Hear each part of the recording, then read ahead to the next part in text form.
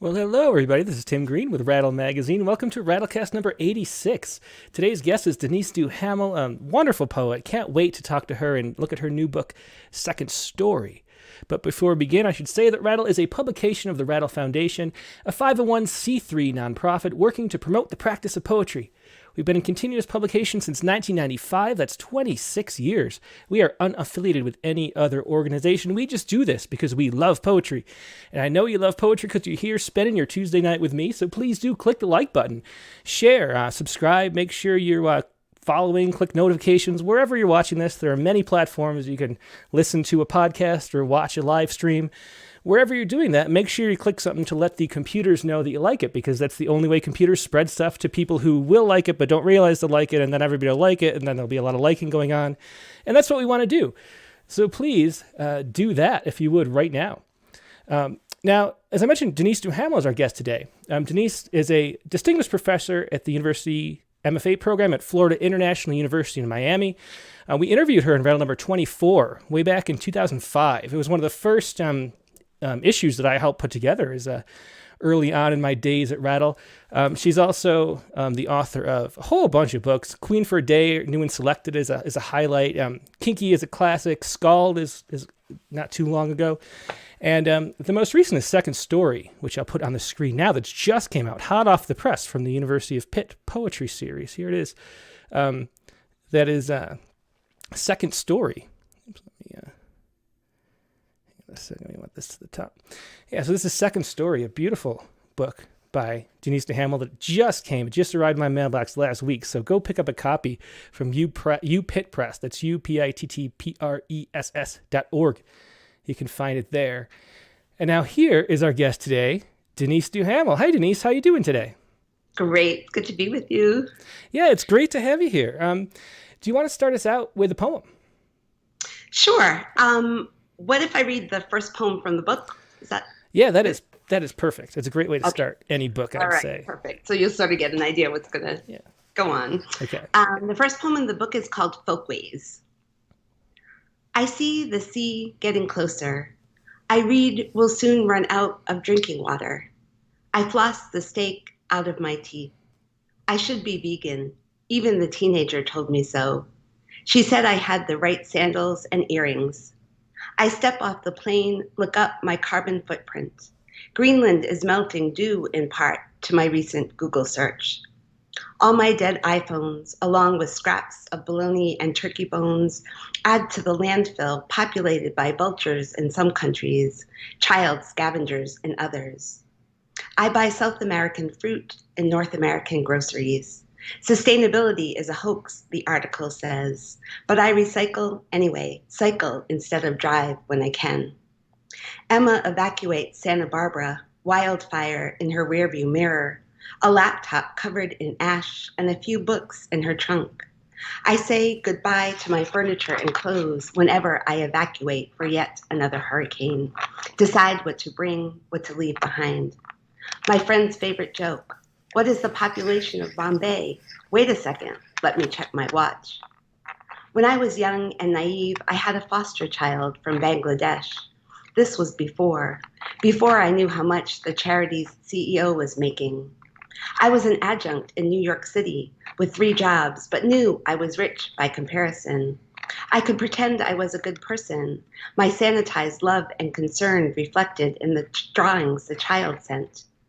I started to volunteer instead at the Catholic Worker, ladling soup and oatmeal into plastic bowls. The homeless smelled like I would have smelled if I didn't have running water or a toothbrush or quarters for the laundromat. Eileen Miles slept outside their New York City apartment with the homeless, but was sure not to use any resources the displaced needed. Miles took their own food so that the truly needy could get first dibs on dumpster bagels. Until you have no toilet paper, you can't imagine how precious it is. No tampons or moisturizer or shampoo. I live in Florida now, where a graying man makes his home on the beach. He is a war vet, my neighbors say, but I am not sure which war. There have been so many. He showers where others simply rinse off sand. He waited out Irma in a shelter while I drove away with friends. Now he sleeps near the restrooms in the park and shuffles down to the surf, takes his morning swim.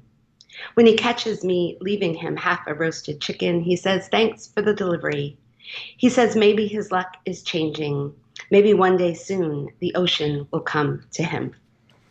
And that was Folkways, the very first poem from Second Story, Denise Duhamel's newest book.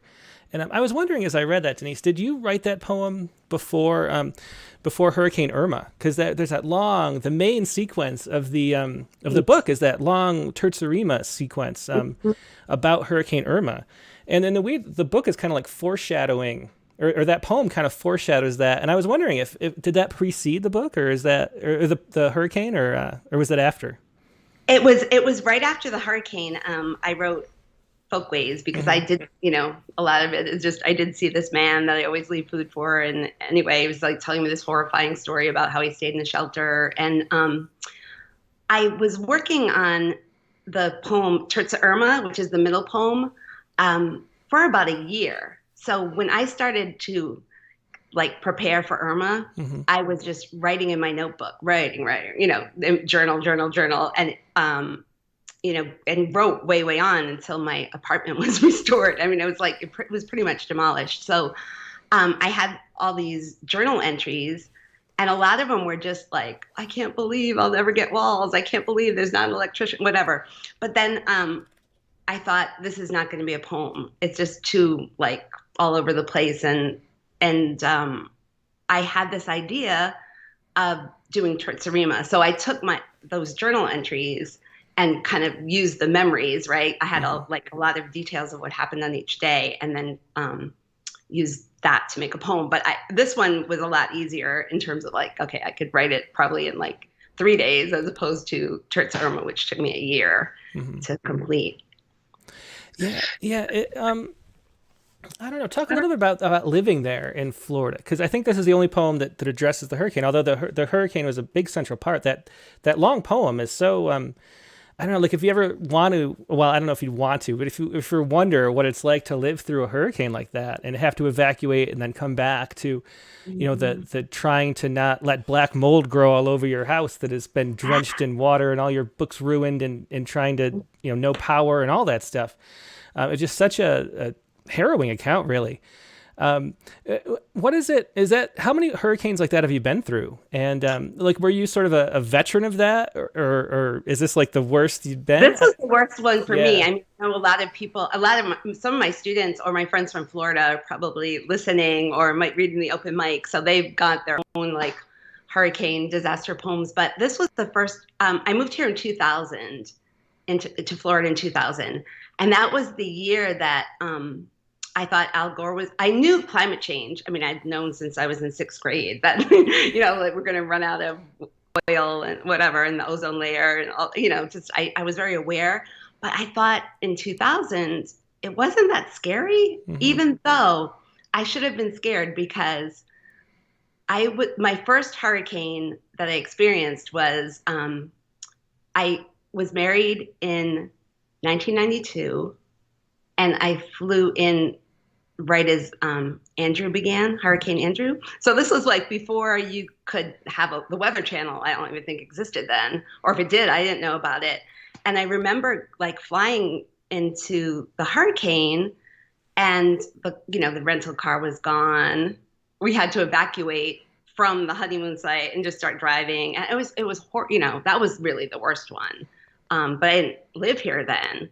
But somehow, when I moved here, I thought it was a once in a lifetime thing that people go through. But of course, now with the climate crisis, everything is accelerating. So my first really bad hurricane was 2005, Wilma.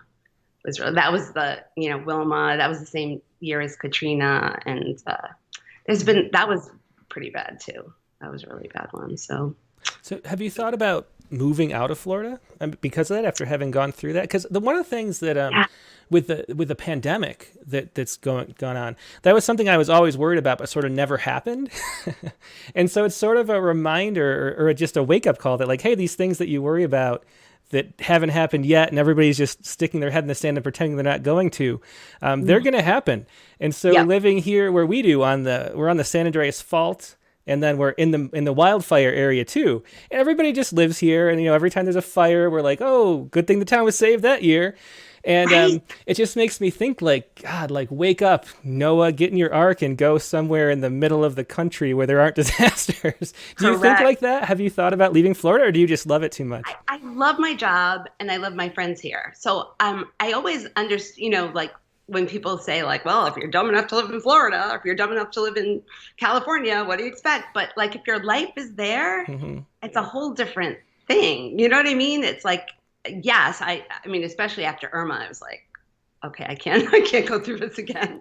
But then now it's March and it's beautiful and you have hurricane amnesia and you think, well, maybe it wasn't so bad, but I know it was really bad. But, I guess it's kind of like you go through these traumatic things and you just kind of black box them or write a poem and just kind of forget. But yeah, I always thought, oh, I'm just going to move to Florida and I'll be all set for retirement. And now I'm like, well, will Florida even be here? Like I can't be doing this when I'm 90. Like I can't be, dragging, like soggy stuff to a dumpster. It's like, yeah. So I have thought about it, like what I'll do after I retire. If, maybe it's not the wisest thing to stay, even though it's a great place, Yeah, that's exactly how we feel here. Like I wouldn't want to live in California anywhere else. I love this town and I love the nature, and when it's not a scary time, Right. when the ground's not shaking, it's great. And it's such a sort of a microcosm of the macrocosm of the bigger environmental crisis that we're going through, that like we'll just, we'll deal with it eventually. And then we just end up staying where we are kind of in the same way, which is something you address in other poems in the book. Yeah. Right. I mean, it's like I really thought when I moved here in 2000, I thought, well, Al Gore, like, he'll fix it. I don't know. I just like I remember when this really happened in 6th grade. I wrote a letter to Richard Nixon, who was our president then, complaining. I was like, you know what? We've got to do something about this ozone layer. We cannot have aerosol cans anymore. And then aerosol cans, like those giant things like Aquanet or whatever, were banned. So I was like, okay. So I was so naive because my first political action actually resulted in change. But ever since then, I haven't had any other luck. Yeah. Yeah, that's just the way it goes, I guess. Yeah.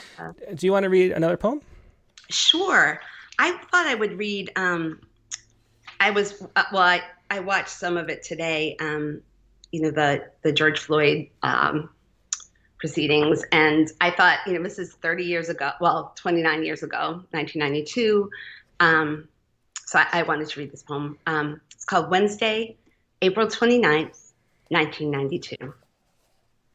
The first night of the Rodney King riots, my then boyfriend convinced me to stay home, though I wanted to go to the Nuyorican Poets Cafe, where there was a protest open mic.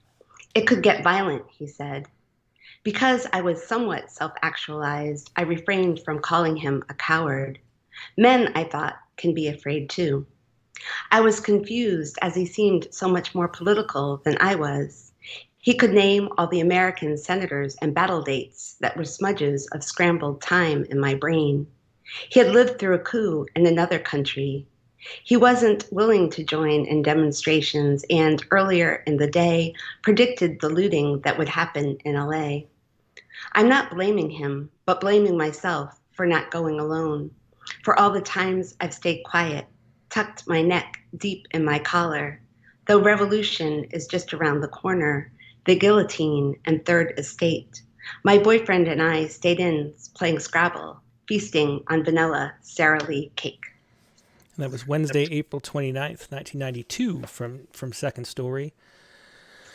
I was looking back at the interview that we did, and I always like to know like how poets fell into poetry. Like how did you become a poet? That's always something that kind of interests me. And it wasn't actually mentioned in the interview back then in 2005 or whatever. So how was it that you found yourself into poetry?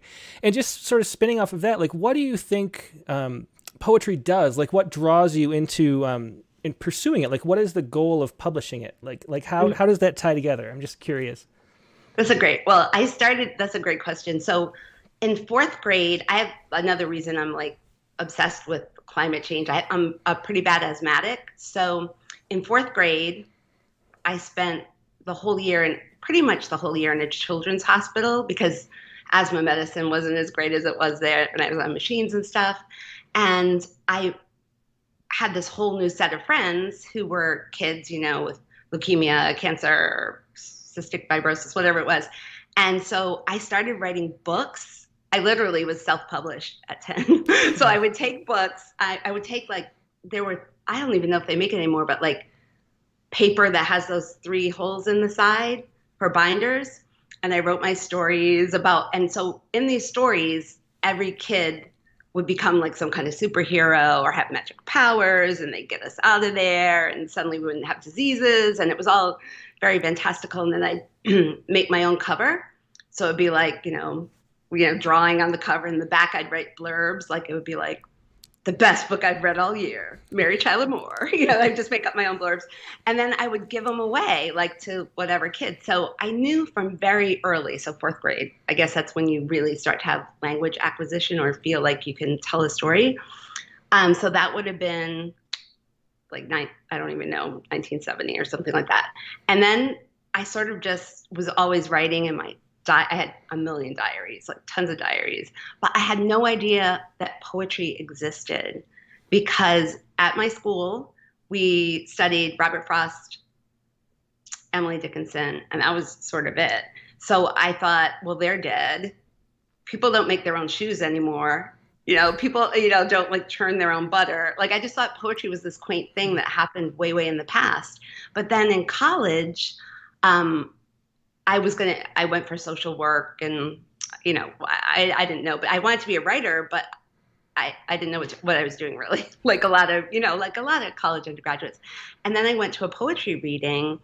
A woman named Kathleen Spivak was reading these poems called the Jane poems, and they were tiny, and they were all these persona poems about this woman named Jane. And I was like, what's that? You can do that? And then I just abandoned everything, and I was like, this is what I've been doing in my journal. I mean, badly, but this is sort of my impulse to write these shorter narratives. So then that's sort of how it began. I always knew I wanted to be a writer, but I thought it'd be I don't know, a journalist or something, and then or writing, I don't know, reports as a social worker. But then poetry just opened up everything. So I guess I would say in the culture at large, what I love about poetry and why I think it's so necessary is, it's unfiltered language that hasn't been gone through an ad agency or through a political spin machine or even a sitcom. That there's such freedom in poetry to not work in sound bites or to speak the unsayable, or what you wouldn't say at a dinner party, you can put in a poem. And that's what I love about it. Do you ever? And I want to say too, I love the rattles. I always read on every week the weekly rattle poems. They're so good. Those are poems about, well, your viewers probably know, but poems about the news. I just think they're fabulous. Well, it's so nice to have poetry be relevant in that way. Mm-hmm. And poetry is really about creating meaning. It's creating meaning out of the chaos of life. And not a lot of speech does that these days, I guess, because like you said, everything is advertising or built by a team of a board of directors to polish with a lawyer the right statement or whatever. Or branding. I hate that. I mean, I know it's probably, I know it's necessary, but I'm I'm not going to do that. No, because that's you can't brand a poem. You mentioned freedom though. Do you ever worry about offending people with what you publish, or is that thought even occur to your mind, or something that oh, I shouldn't say that? Does that ever happen? It happens all the time, and I just work through it. Mm-hmm. I'm just oh God, no. Well, but I think, but I mean, I think Sharon Olds has a great quote where she says, a poem never killed anybody. So, I mean, I think poets walk around completely guilty, feeling all, oh, I told this secret, or, oh, I hope they don't feel bad, or, I hope the president doesn't come after me, whatever it is, But I think you just have to do it. And it really isn't to, I don't know, I'm reading a book now by Oliver De La Paz, and it's about bringing up neurodiverse children. He has 3 kids that have autism. It's so amazing. And the first poem is apologizing to them. and it's like this great line where he says, but I'll never be able to write about my children. And then Alicia Ostreicher just punches him in the arm and he does it. Because, I mean, that's his life, right? And he does it through myth. It's beautiful. It's a beautiful book, so I think you just have to write what you have to write. Yeah, and let people say what they're going to say, I guess. I mean, you bring up that book. We had published Tom C. Hunley's book about his kids who, and he got a lot of the reviews were like, you have no right to write this, I know. And, I met those kids. I love that book. It's so good. Yeah, it really is. Yeah. And so's the other one you mentioned too, actually. So I should just say, if anybody has any questions for Denise, I'm following the chat windows on both Facebook and YouTube. So either way, if you'd like to ask a question there, I'll pass them along to Denise later in the show. So ask questions now whenever you would like. But for now, let's hear another poem. What do you want to do next? Great. Maybe I'll do Howl. So this is Howl based on Allen Ginsberg's Howl, but it's my Howl. Okay. Howl. I saw the best minds of my generation, i.e. Fauci, Birx, undermined by Trump, doctors hungry for truth, dragging themselves through inane press conferences at 5, trying to fix the prez's anger. Angels with hip replacements and fashionable scarves holding up graphs, making predictions, scientific dynamos trying to break through to give us light. Who, in spite of political towers and hollow men, sat up zooming in the virtual darkness of cold, hard facts, floating across cable news host desks, contemplating death rates. Who bared their brains to the World Health Organization and saw Monday night riots, angels staggering in Lafayette Square, flashbangs illuminating. Who passed by unimaginative reporters with radiant, cool eyes, pleading with Americans not to drink bleach, tragedy among the non-scholars of pseudoscience. Who were expelled from news conferences by a crazy and obscene know-nothing on the whims of a numbskull. Who cowered in green rooms, undercut, retrieving their speeches from wastebaskets and listening to the terrible thump of Trump through the wall. Who got their words twisted, regurgitated, returning to Joe Scarborough with a plan for keeping nursing home patients and prisoners safer, flattening the curve in New York. Who urged the closing of hotels and theme parks, paradise, church, shopping malls with their mannequins' torsos glowing night after night with dreams of capitalism, now a waking nightmare of alcohol wipes, cock and endless balls no longer welcome in gentlemen's clubs, strippers shuddering, clouds of debt, no spinning on poles, no dollars, Canadian or American, all the motionless world of highways with no cars. Peter Pans playing solitaire on their iPads, plots and more plots dug up in cemeteries, drunken, safer-at-home moms and dads banging pans from windows and rooftops in honor of first responders who were busy at work, their kids home from school, storefronts boarded up, blinking traffic light, ambulances, but not much else. Sun and moon and tree vibrations in the spring dusks of Minneapolis and Louisville and Buffalo, until George Floyd, until the protests began, the best minds of the next generation chanting, demanding sanity from the worst King America, who is clearly out of his mind. And that was Howl, another new poem from Second Story. And the poems in this book, I've always thought of you as a pretty political poet. And I just want, and these poems are sort of maybe a little more overtly or directly, I guess there's different sort of definitions of political, but there's more of, political party, like election politics in these poems than I think in the past, where they're more political, like causes that come up. How do you just go about writing political poetry? Because it's always a complicated thing. I always think about when I think we talked, it was Troy Jollymore in the interview with him, and he said something about how he doesn't like writing political poetry because it ends up being sort of cheerleading for your values. And so it's sort of like everybody just agreeing that like this is what good people think or whatever. And he thinks that it doesn't do any good. I might be paraphrasing wrong, but he said something like that, And I just kind of think about that a lot.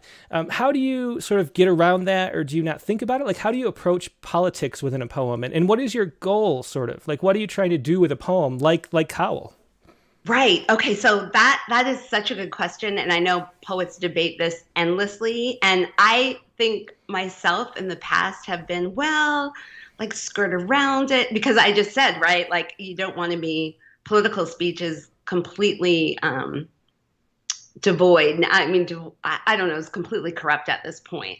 But I felt over the past 4 years, things spun so out of control that I was like, wait a minute, I can't just write a book and not mention this. And in fact, Howl, I put in, Howl and I have a poem called Pandemic Pantoum. Those I put in the very last minute. Like I called the editor and was like, I just think people are going to think like I just slept through the whole thing. You know what I mean? It's like, wait a minute.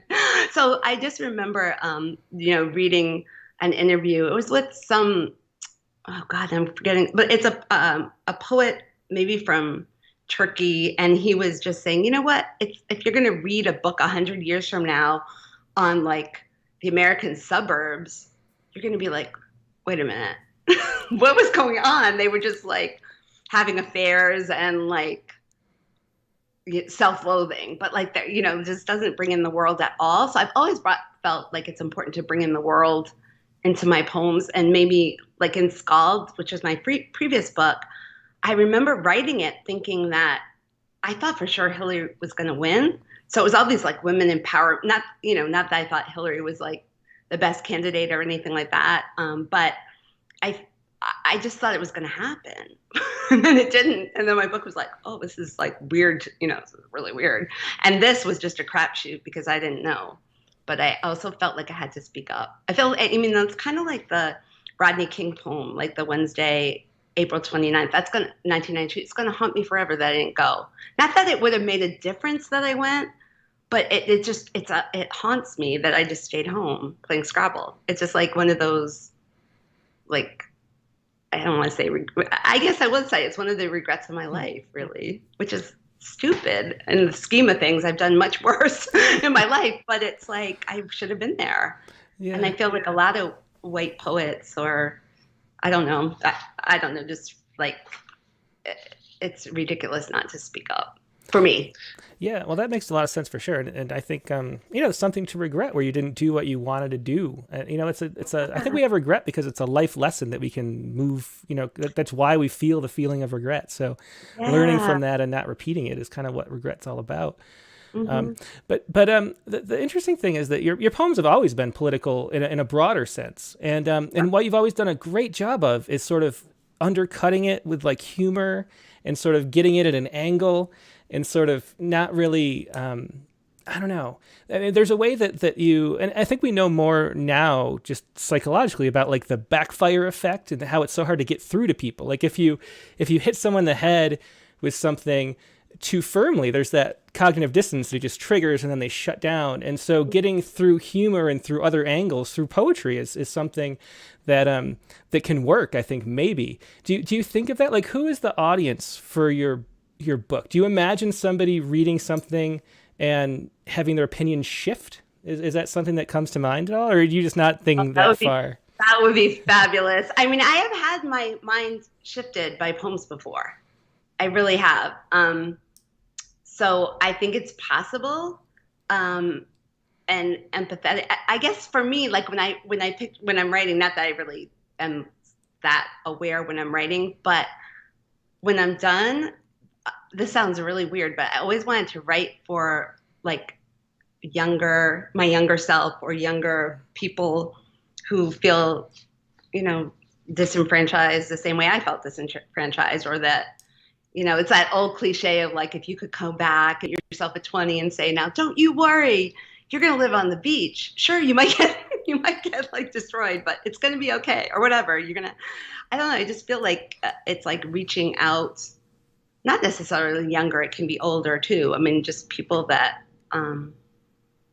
think and worry and have the same anxieties that the rest of us do, Yeah, that's interesting that you say you're writing to yourself. Do you always or usually have someone in mind when you're writing? Because that's one thing that, like on our critiques that we do on the Friday, a lot of times I'll suggest people imagine that they're actually speaking to someone, because that makes the voice be very particular and it makes it feel more intimate in like a subconscious way.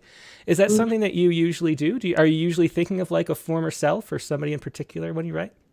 Yeah, I mean, I think so. Like, I mean, when I guess when I wrote Howl, I was actually thinking I only met Allen Ginsberg once, and it was like, it's just like, hi, Allen Ginsberg, hello. Like, it was just like, it was a nothing, but I was like, what would I mean, I write like, okay, to the younger self, but also to like the dead, right?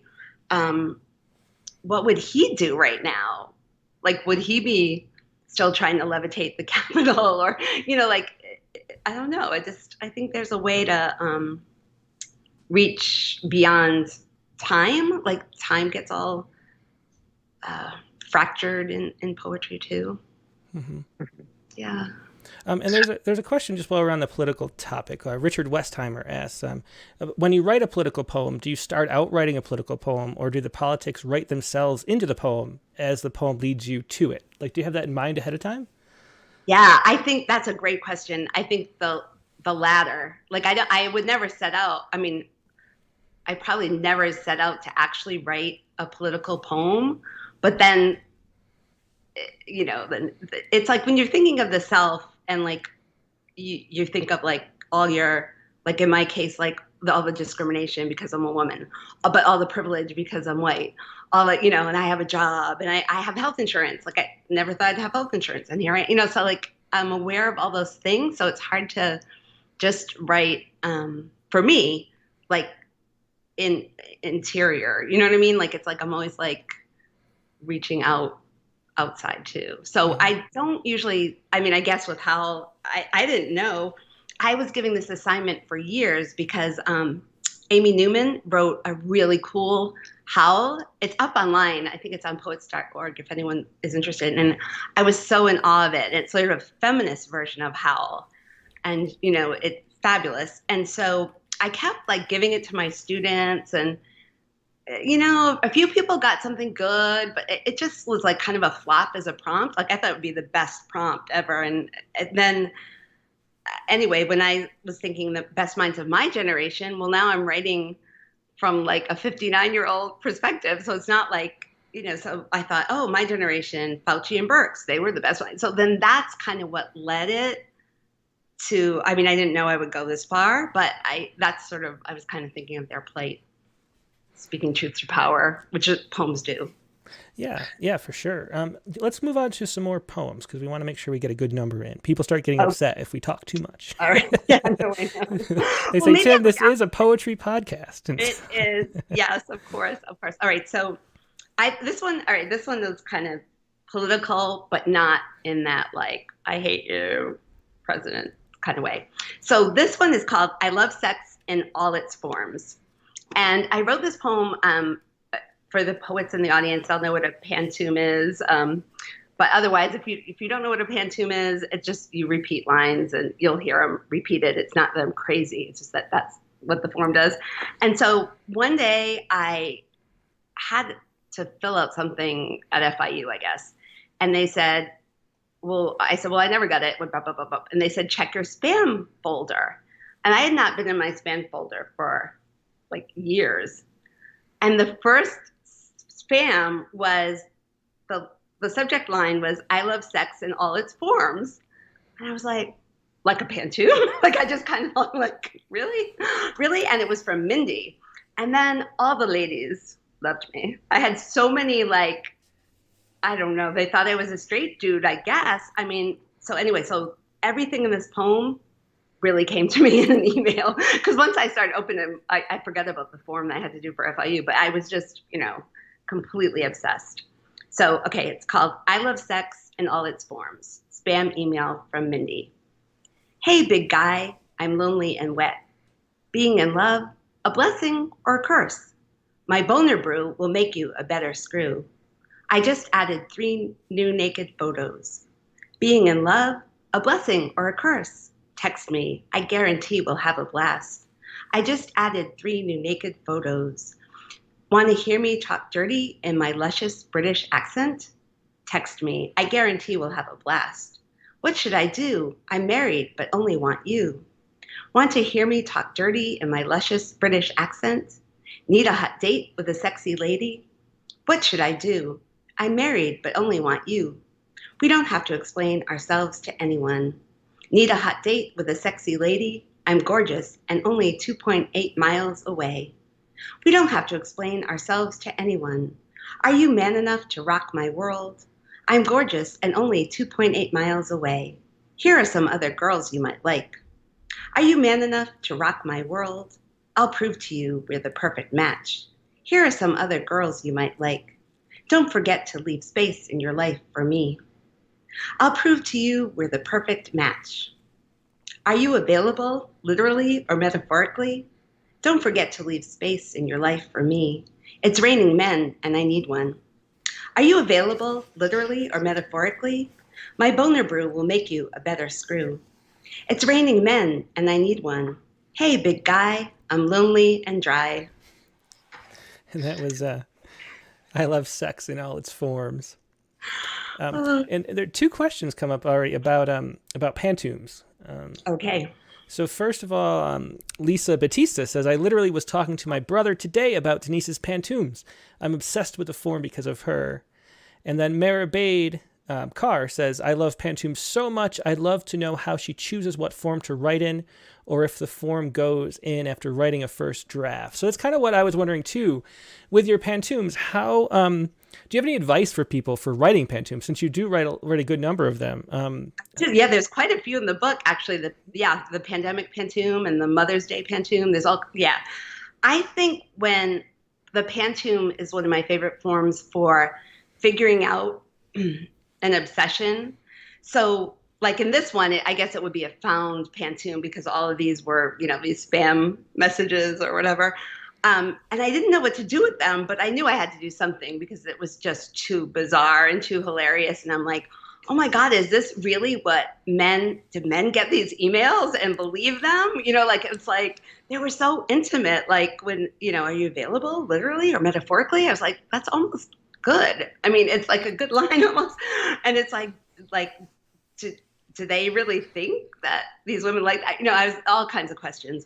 So I just sort of I just started looping them and playing with the order. So this is one that's a bit of a, I guess this is a bit of a cheating one. But for me, it was the obsession of trying to figure things out.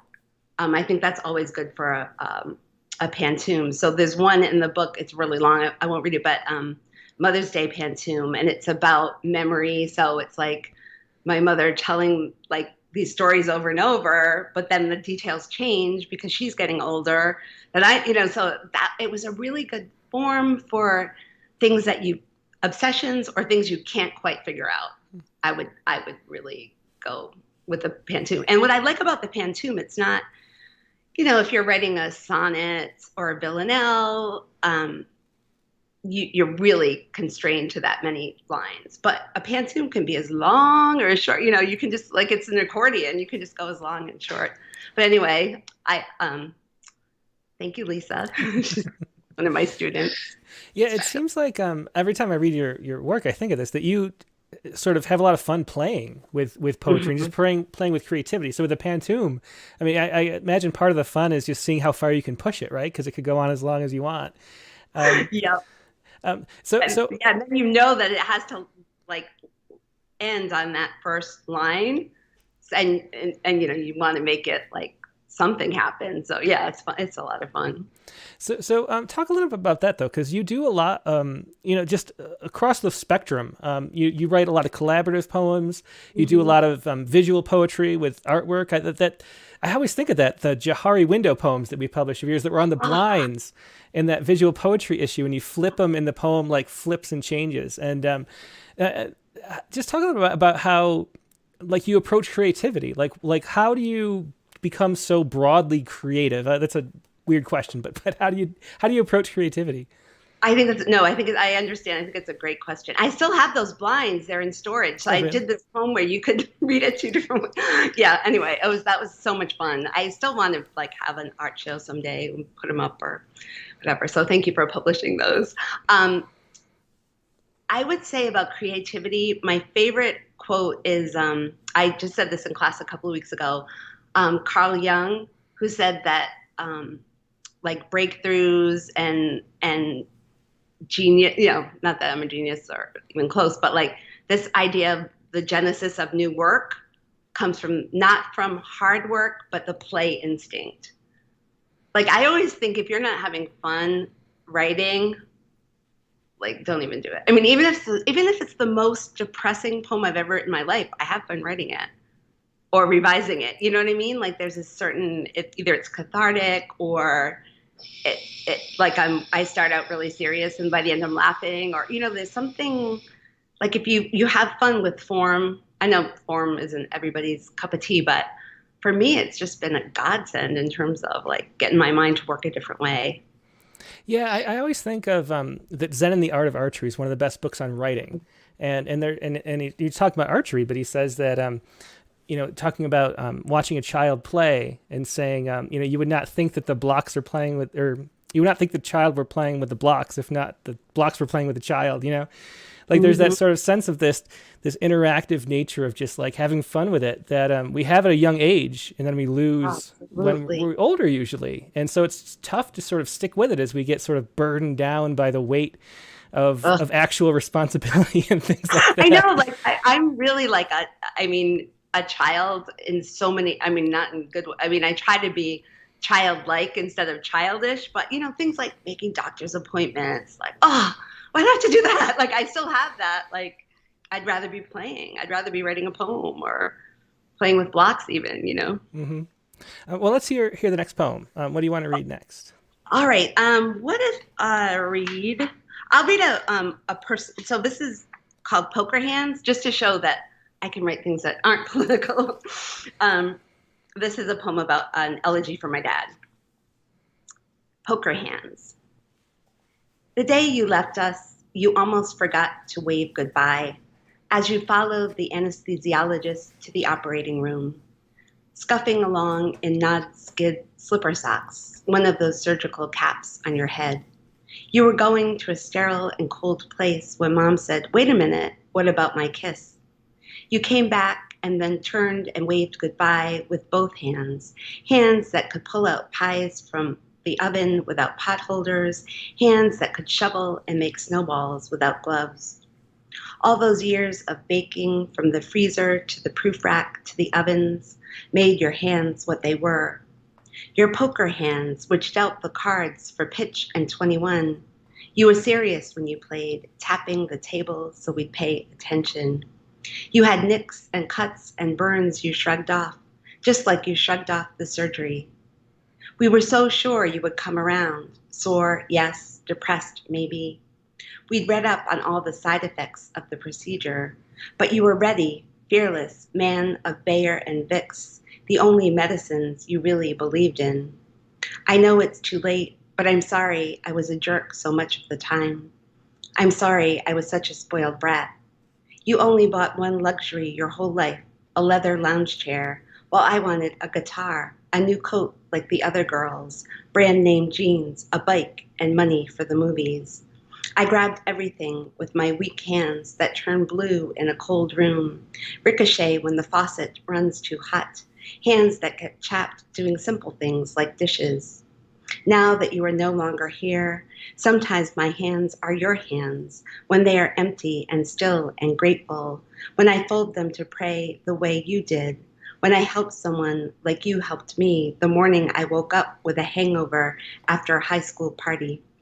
You poured me a glass of orange juice and plucked a pickle from the jar and put it on a saucer. The combination worked, our very own father and daughter dance. Soon after, we went to the airport so I could board my first plane to travel farther than you or Mom had ever been. I stooped, having second thoughts, my paisley suitcase suddenly too heavy.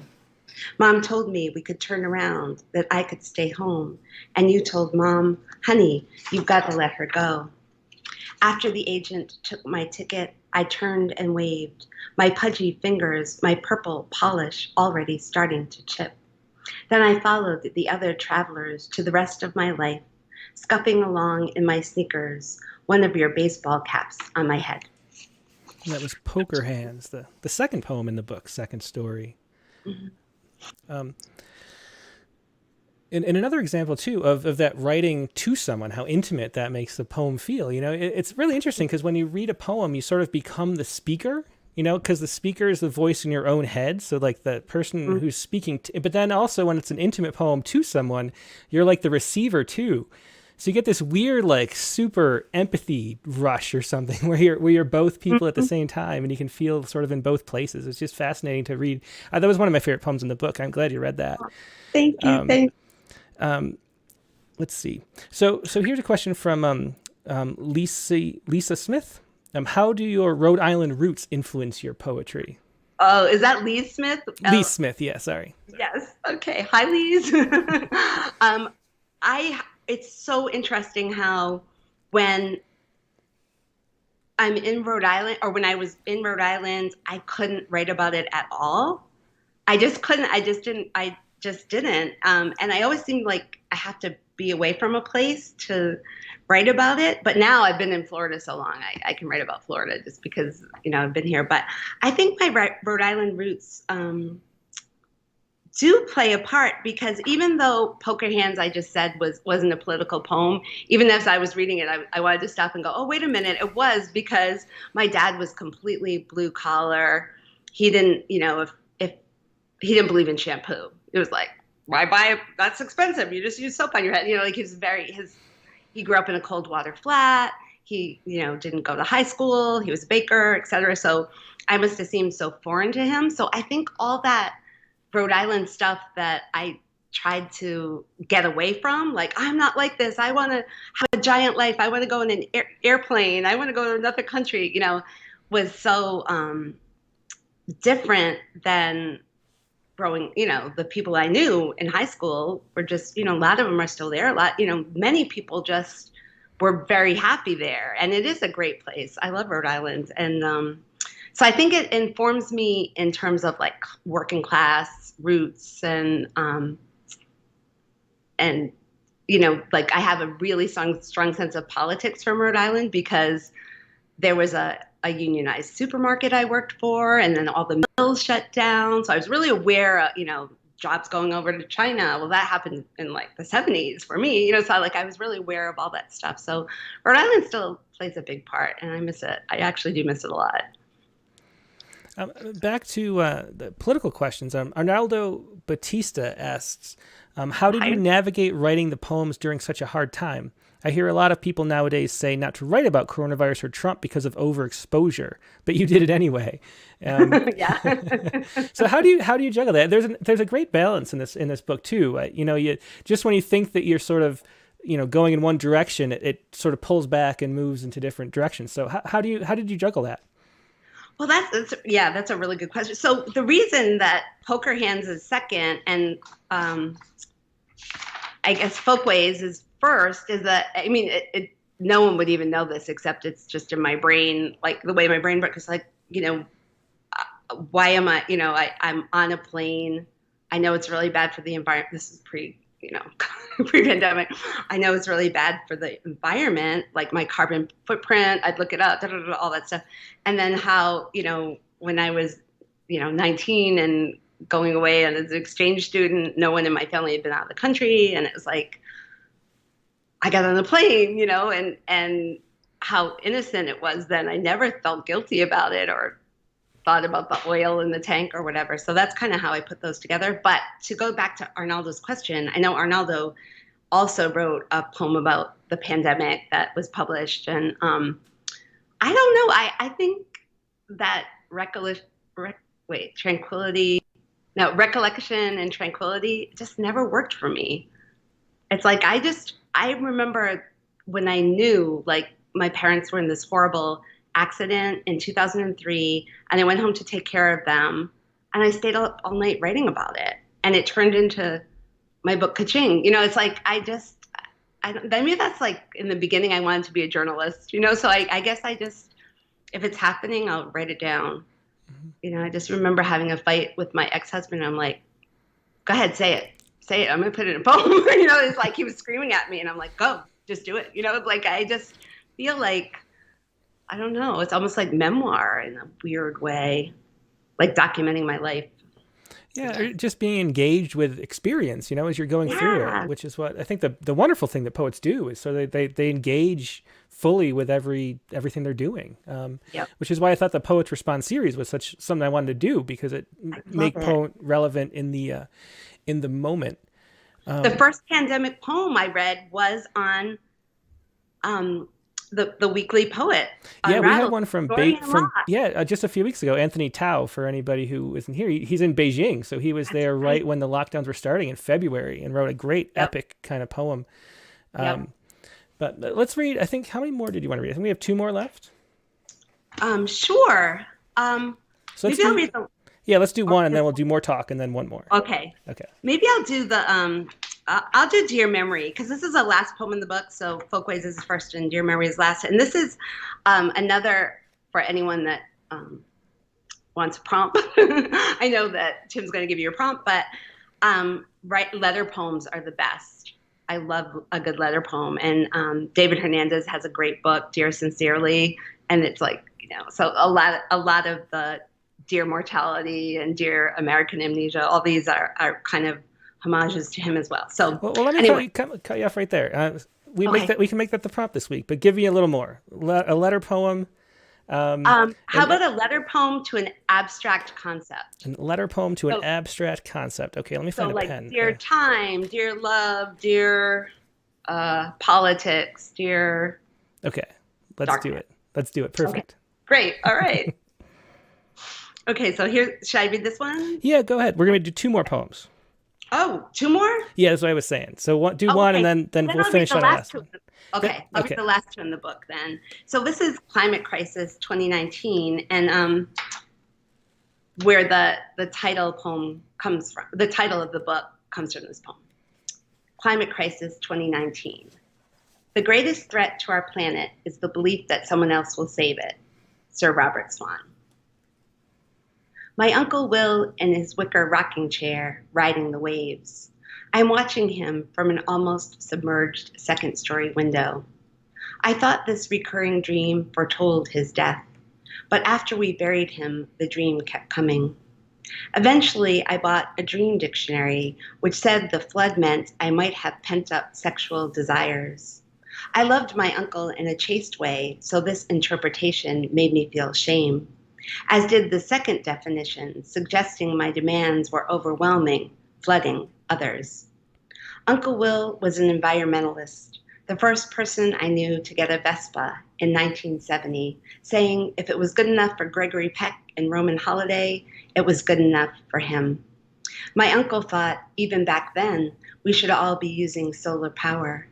Now, the Florida street upon which I live floods even when the sun is shining.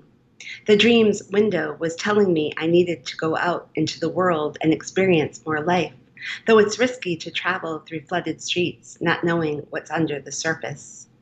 Not until today did I think to look up uncle, which the dictionary says might point to powerlessness, considering the say uncle idiom. So maybe the dream foretold not my uncle's death, but a second story, the impending death of the planet, corporate greed twisting all our arms, hoping we'll admit surrender and defeat. What nags me still is that rocking chair, defined as the wisdom of elders, as comfort and ease, taking us back to when we were sleeping babies, that deep safety, someone else taking care of everything. And that was Climate Crisis 2019 from a Second Story. Since we have a bunch of your students here, there are a few people I think you mentioned were students already. It made me wonder, how do you think the state of your students in teaching has changed? Because you've been doing it for a few decades now. Have you noticed like a change in what poets are wanting to do, or shifting in what the goals or styles are? Like, how do you think it's changed? Because I was just reading that interview from 16 or 17 years ago, and how has it changed since then? Wow.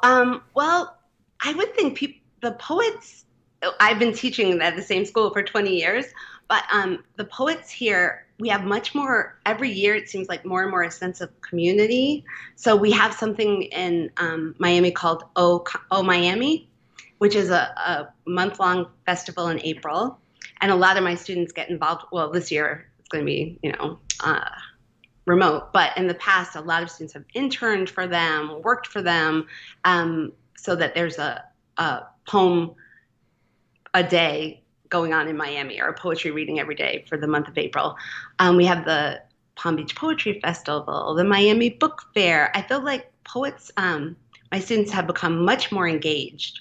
In fact, one of the alums of our program was started in Miami through the Knight Foundation. So I feel like there's much more of multilingual. So there's like poets who who write in Spanish. There are Haitian poets. So I feel like there's much more community actually now. And maybe, I political in quotes, but I think people are really interested in expressing that part of themselves in a way that maybe they weren't when I first started teaching here. Yeah, that's something that seems to me that's changed a lot just in the 20 or however many years I've been doing this, is that, there used to be like sort of the cliche of like some cloistered poet sitting with their books, I've got my books and my poetry to protect me, and that's not the case anymore with spoken word and festivals and just so much stuff, there's so much engagement with the outside world, not just inside books, which is really interesting to see.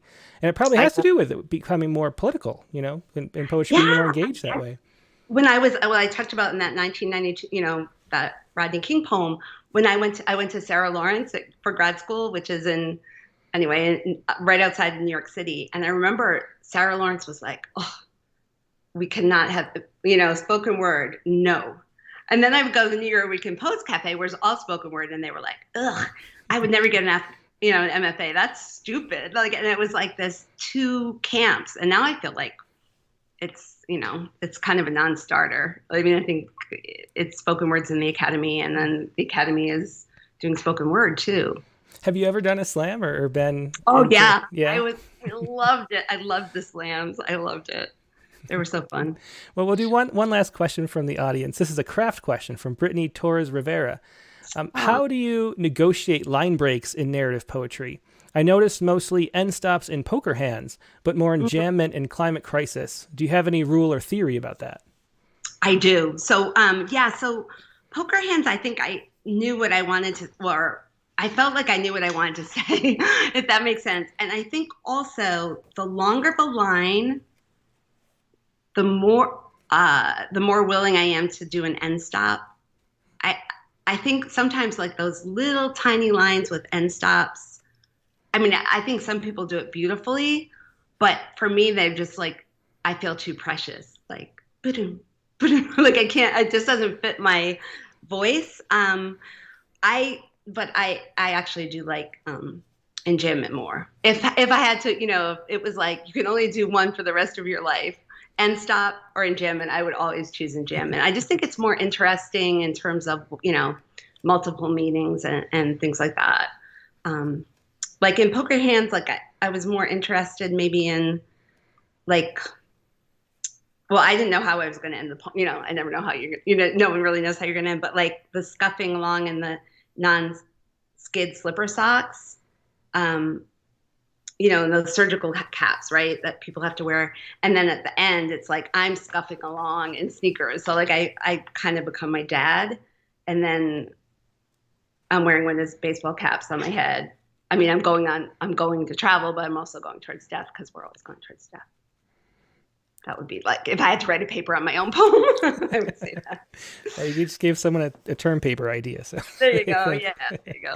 Well, we're just about out of time. Do you want to finish up with a Dear Memory? I will. Yes. Thank you. So this would be like one of the prompts, so you could pick one of my other poems in the book is like Dear Mortality. So, okay. So it says, Dear Memory, what have you done with my keys? I blame you, though it's hard to hold a grudge these days, because I usually don't remember why I was angry in the first place. I look at a person, sure she's done me wrong, though the inciting incidents are lost. Former students seem familiar, but their names disperse like cigarette smoke, blowing towards a stool where I once drank myself sick. Now I'm not even sure what city that bar was in.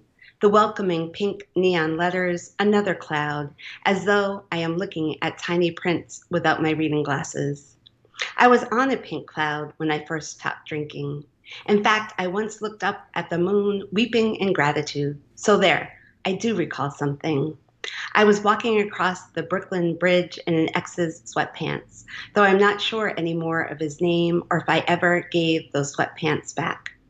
I'm usually halfway through a movie on Netflix when I realize I've already seen it, probably in an old-fashioned freestanding theater, perhaps a matinee or a midnight screening, perhaps a popcorn bucket on my lap. That is, if I wasn't on some fad diet. Did I take my pain pill or not? I'm drinking water, but not sure I can detect that bad taste all the way back on my tongue. Maybe I have been drinking more water than I thought. Is it time to go to the gynecologist again? The office usually sends me a reminder postcard, but today I'm holding a letter from the breast center saying it's time again for my mammogram. I usually get a prescription from the gynecologist about a month beforehand. This is how it's been the last few years. I wonder if my doctor is retired or dead. I would call him, but I have forgotten his name. It begins with an S, and I think I remember the exit. I look through the stack of business cards I saved for moments such as this, but no card for him. I go to take out the recycling just moments after I took out the recycling. I stand at the fridge, its door ajar, the cold light bulb, an idea for a poem which I've also forgotten, a sublime dream that woke me in the middle of the night, a sublime dream I was sure I'd never forget. Ah, here is my key ring, but this gold one with the big square head. What lock could it possibly open? That was Dear Memory from Denise Duhamel's newest book from Pitt Press, Second Story, a poem I can really relate to personally. Megan can attest to that. She wrote back, one of my students wrote back after reading this poem, and she said, I'll see you in class Wednesday if you remember who I am. You know, just like I do.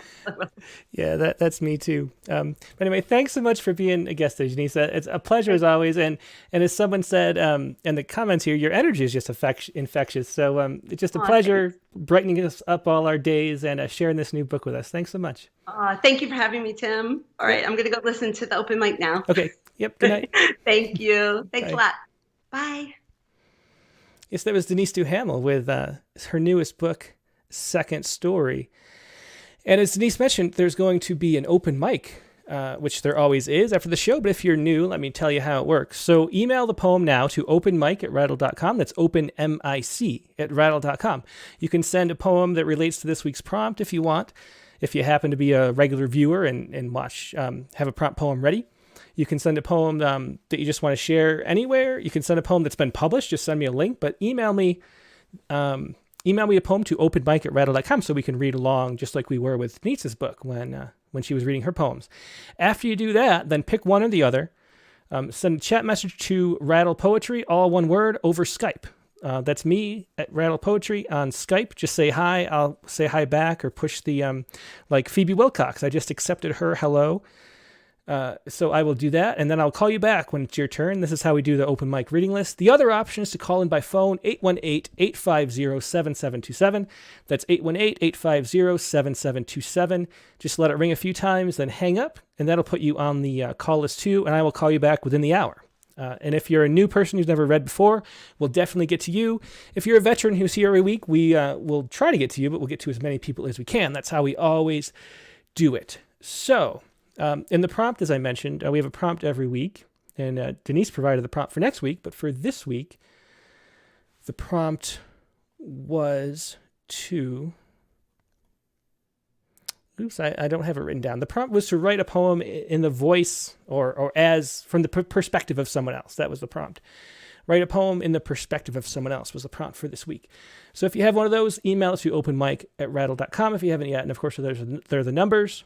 Someone from 786 is calling right now, so we'll call whoever that is back later on in the show. For right now, I'm going to take a really quick break, stretch, and get all this stuff organized. Give you a minute to email me those poems that you would like to share later. Also, I should mention, too, there's a delay. So when you call in, just have your phone open. Just talk to me there, and don't talk to me. Don't watch on YouTube because there's like a 30-second delay, and it will get confusing. Now, as I take a brief break, let me put up this. Next week's guest is going to be Alice Petway. Alice was the artist. She's a photographer, too. for the Ekphrastic Challenge at the end of 2019, I think it was. She has a new book out, though, Station Lights, and she has a poem in Rattle number 70, and that is Alice Petway. She'll be the guest next week, Tuesday, April 6th at the regular time, 9 p.m. Eastern, on Rattlecast number 87. And now, just give me a brief minute, and I'll be back in about 30 seconds.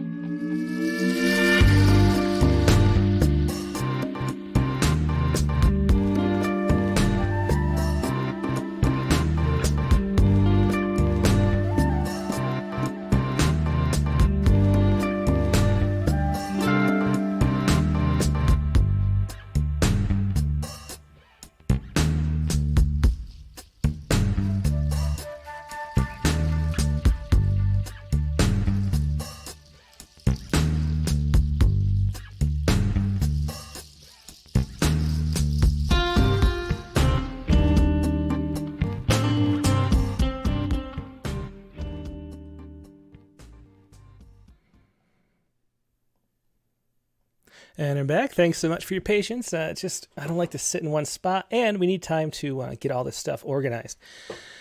Now, as I mentioned, the prompt this week was to write a poem that explores what it would be like to be someone else. And thanks to CB99 Videos on YouTube for getting me the perfect wording there.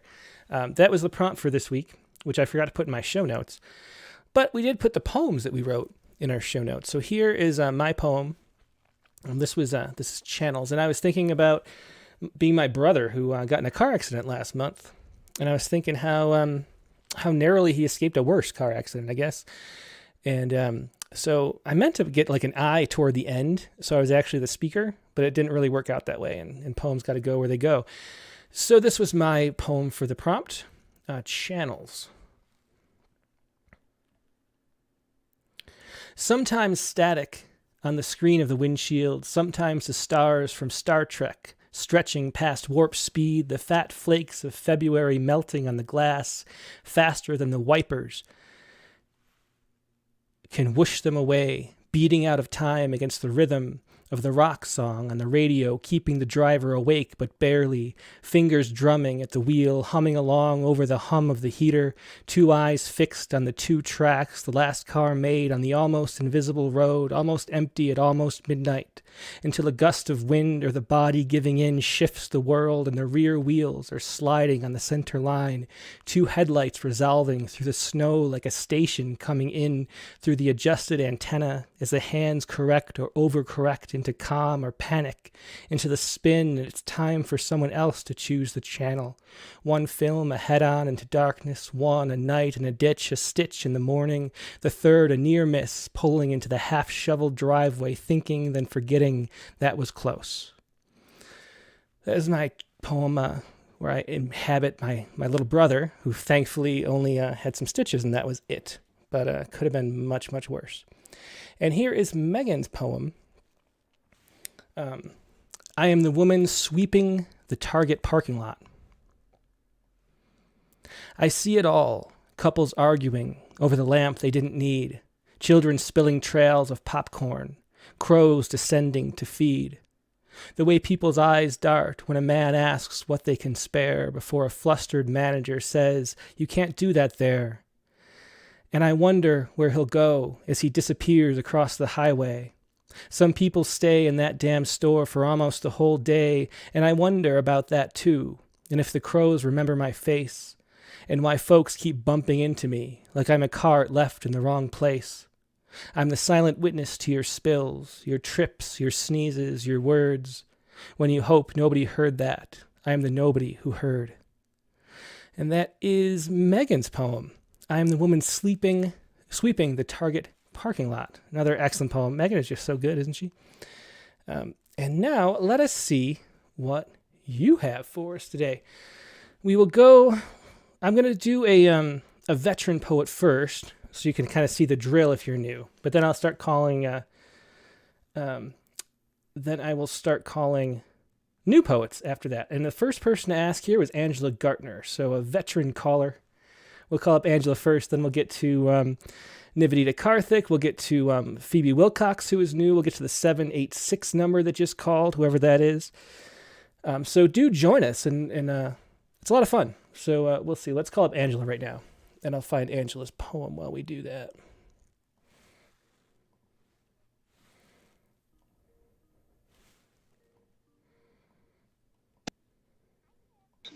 Oh, hold on. Sorry about that. No problem. How you doing today, Angela? Good. No camera today. Yeah, no camera, no problem. That's always the rule. But what did you want to read? Well, it's kind of funny because I wrote this a couple weeks ago, but it's called Her Reality in Stone. And it kind of goes along with the prompt, but it definitely, it's something I wrote for Poets Respond, actually. So what was the news story that inspired it then? The news story was about Sarah Everhard, who in UK, she was kidnapped and murdered by a policeman was actually the person that is a suspect in that. And so I think as women, we've all been in these kind of situations, and I shouldn't say all, but I mean, a lot of us. And I was just kind of going off where I was thinking about, as women, we're kind of like sculptures sometimes, people, look at us and they want to, they just don't have that good perception of reality. We're just an abstract to them, and it's something that, that's what I kind of got the idea about Her Reality in Stone. Like, we are in the middle of a park, and just, they want us to be something that maybe we're not. So that's how I got this idea. And I was just thinking about, how many times, women are abused and harassed and even not really heard as much as and seen. So that's really the basis of this, kind of going off while, we're not made of stone, but, sometimes I feel like people think that. Yeah, really well put. And unfortunately, yeah, I mean, it is all women, and it's an awful, awful thing. But let's hear the poem, Her Reality in Stone. Go ahead whenever you're ready. Okay. Her Reality in Stone. Standing in the middle of the city square, we fold our arms, careful not to expose our breasts, holding the house keys upward for protection. We are told to stand still and be picturesque. They try to shape us into an image of perfection while stretching the soft clay into its place. Fingers run down the edges of our vulnerabilities. Our eyes are frozen in the mirror of other faces. We are given flowers and sideways commentary. They walk by to leer and snap pics feverishly. We remain like our traditional stone sculptures. Pieces of us are damaged. We beg them to cease. Shifting our gaze downward, we can't scream. They oogle and touch, dining on our bare bodies. Cemented to the ground, we just want to be seen. So thanks so much for sharing that important poem, Angela. It's Her Reality in Stone by Angela Gartner. Thanks, Angela. Thank you. Have a good night. Yep, you too. Thanks. Bye. Yeah, that was Angela Gartner with Her Reality in Stone. Let's see. Yeah, a whole bunch of poets. Let's do Phoebe Wilcox, though. Phoebe is a first-time participant. We'll see what Phoebe has. I see your poem here.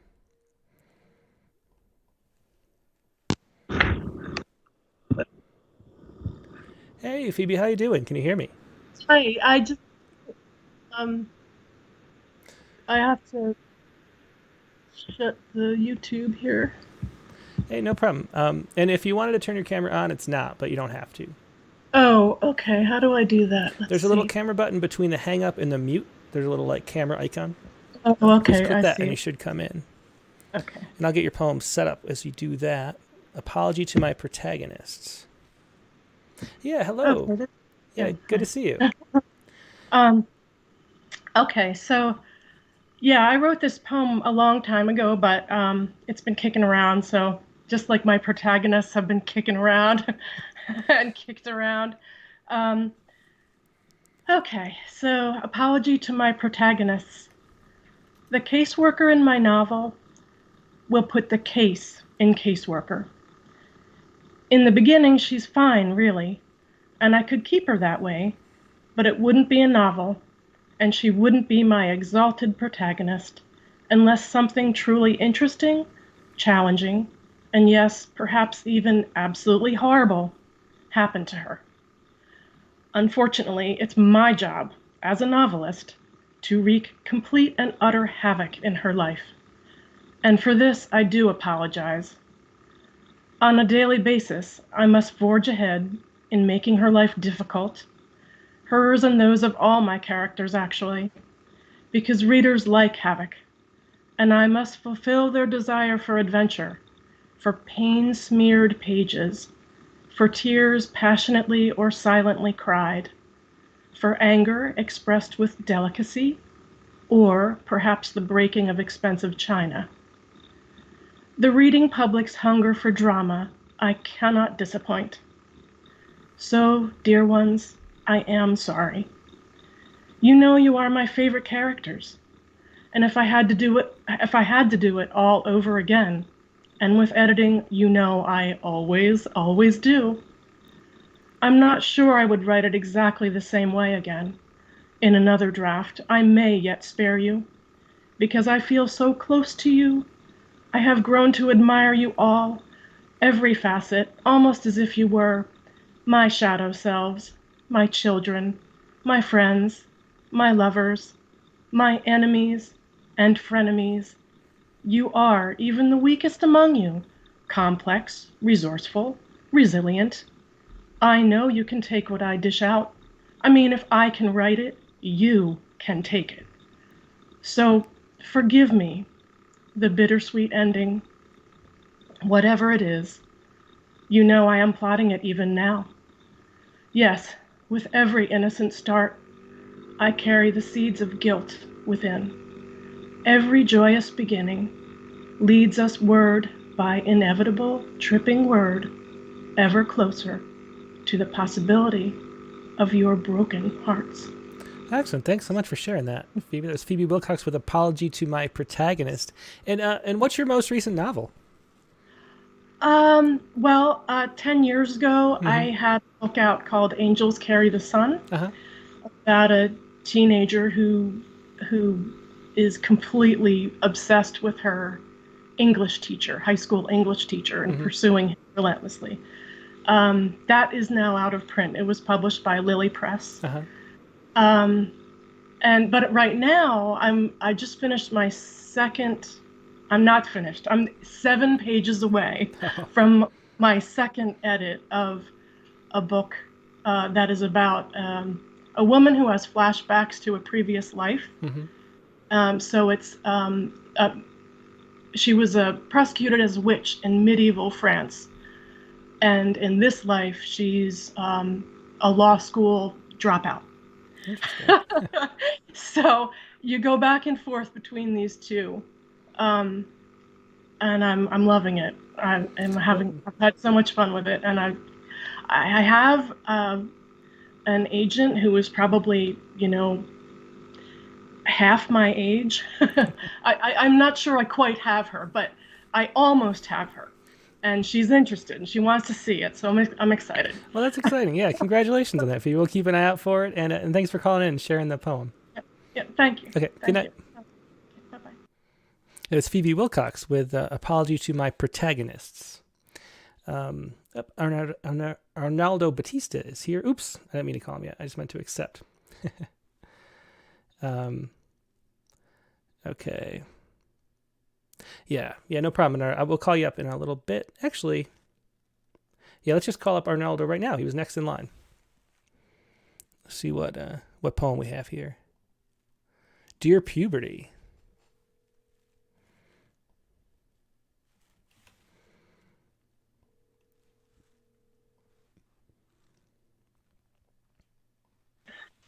Hello.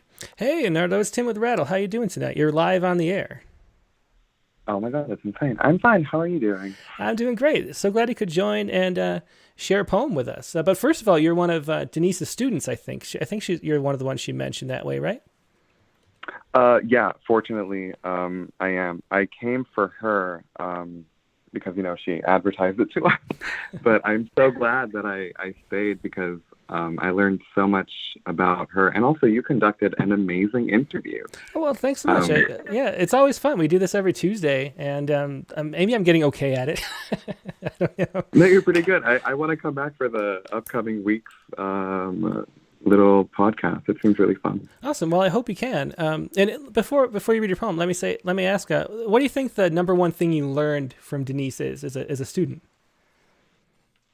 I didn't really learn. Well, I learned. Well, Denise is Denise. But I think that the main thing that I took away from this is just like the person who she is as my professor is the exact same person she is, like, just out of the kind of scholastic situation. She's so charming and so endearing and just so intelligent. And I love that I could see that in a different sphere. Well, it sounds like you're very lucky to have her as a teacher, and everybody in your class is too. Do you want to go ahead and read this poem, Dear Puberty? And is there anything you want to say about it before you do? Actually, could you pull up I sent a link. It's to the Marsha P. Johnson, to the Arlington issue. It's like a 216. Yeah, I have that here. Mm-hmm. Yeah. Yeah. And then I'll read that one. Okay, so do you want to say anything to introduce this one then?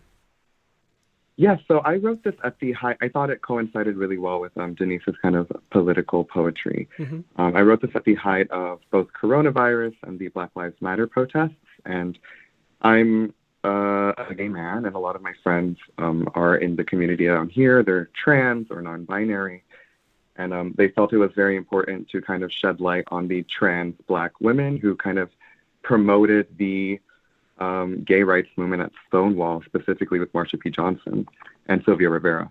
So I wrote this during that time, and it was published by Arlie Joe, which it was a dream of mine to happen. So I'm really proud of it. Great. Well, let's hear it. I put it up on screen for everybody right now. Go ahead whenever you're ready. All right. So it's Marsha P. Johnson is arrested for the 101st and last time. Darling, look at you. I could throw pebbles at the Christopher Street Pier, darling, and hit 10 other men with the same bloated gut belly, dear, the same triple chin layered boar face you sport proud like a fisherman props up his trout, honey. You think you are so different from the men who shackled me, who shot me, who raped me just 2 nights ago, love. Be original. I am from Elizabeth, darling. Don't you know you can't throw down a girl from Elizabeth, a drag queen from the slimy stone boroughs of Manhattan, honey. So don't pester me, boy. I could throw 1 brick at the glass window of the paper house you call America, darling. Then watch it, honey. Watch it cake crumble. Excellent poem. And again, another example of their writing a personal address makes everything feel much more intimate. Thanks for sharing that. No, for sure. Thank you for giving me this platform. Yeah, my pleasure. I hope you can join us again. That was Arnaldo Batista with Marsha P. Johnson is arrested for the 101st and last time. Thanks, Arnaldo. Thank you. Good night. Bye-bye. Okay. And let me get him in the our phone book, too, before I forget. And that way I'll know who I can remember.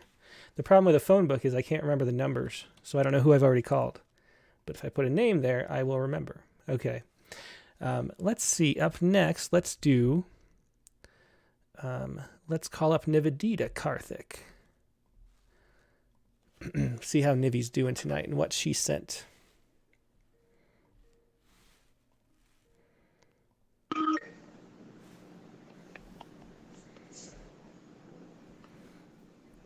Hey, Nivy, are you there? Hello, how are you doing tonight? I'm doing great, thank you. How about you? I'm doing great. So glad you could join us. Oops, let me, the screen. I still have lost my setting that makes it like fix at one size. I don't know why, but at least I can adjust manually. So what do you have for us to share tonight? Prompt poem. Let me find it. Here it is. Mm-hmm. Is there something you want to say about it before you read it?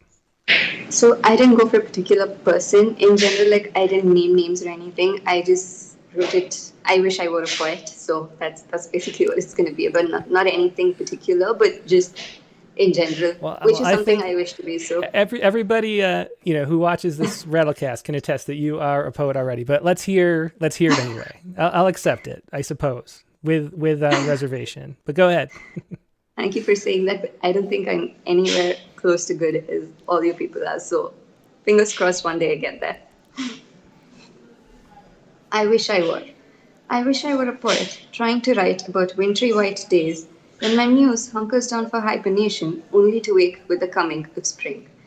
I wish I were a poet so I could coax words out of their cocoon in my mind and let them fly like a colorful butterfly from dawn till dusk and far beyond. I wish I were a poet so I could wield the pen that is mightier than the sword, and make you understand my thoughts, my feelings, my dreams, and my hope. But I am what I am, as I cannot hope to change the beginning where my name was given, or the middle, where I became what I am. I can only hope to rewrite the end to something I am proud of. I am a poet. Excellent. Thanks so much. That was Nivedita Karthik. Thanks so much for sharing that, Nivedita. Thank you, Tim. Lovely talking to you too. Have a nice evening. Yep, you too. Have a good day. Thank you. Bye. Bye-bye. So that was Nivedita Karthik with I Wish I Were. Let's go to Terry Ofner next. Let's see what Terry sent.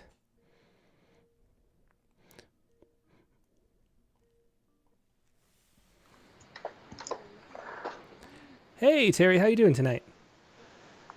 I'm well, thanks. And you, if you'd like to be on video, you got to click the camera button. But if not, that's fine too. Okay. Let me get turn you off. Mute the. Okay. There we go. Okay. Now. Yeah, the little camera icon in the middle if you want to be on screen. Okay. Sorry. Yeah, no problem. Here you come.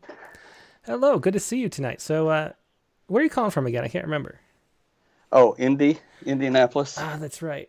And But what do you have? I'm an Iowa boy, but so I'm an exile here in Indianapolis. Excellent. Well, what do you have for us tonight? Postage stamp is what I see here. Yeah. Yes. I don't know if it really addresses the prompt. Maybe it does, kind of. As long as the prompt prompted you, then it qualifies. That's all there is to it. Yes. Okay. My father was an avid stamp collector, so this is sort of in honor of him. And I really apologize beforehand if I don't pronounce some of these place names correctly, because I only wrote the poem. I haven't read it before, so apology beforehand. No problem. Yeah, let's go ahead. Whenever you're ready, go ahead. Postage stamp, a fantasy. Afghani, Sunar Black, 1 rupee, 1871. The facts can't explain the facts. The father, true enough, had died. The youngest brother in India needed to be notified. The letter's passage by raft from Surobi to Peshawar, pleasant in the afternoon. Frost stopped around midnight. Fog rose to meet it, whitening the banks. The rapids at Jalalabad, not rapid enough, truth be told, for the stamp covered as well Jalal's desperate declarations to Layli. Why waste the postage? No speed can catch up. At its origin, the postmaster tore a corner off to cancel it. Lion head mandala, whole no more. Of the journey, the beginning had a beginning, which had a beginning, and so forth. The end curves. It bends again, out of sight. Oh, that's an excellent poem. Thanks so much for sharing that. That's Postage Stamp, a Fantasy by Terry Ofner. Thanks so much, Terry. You bet.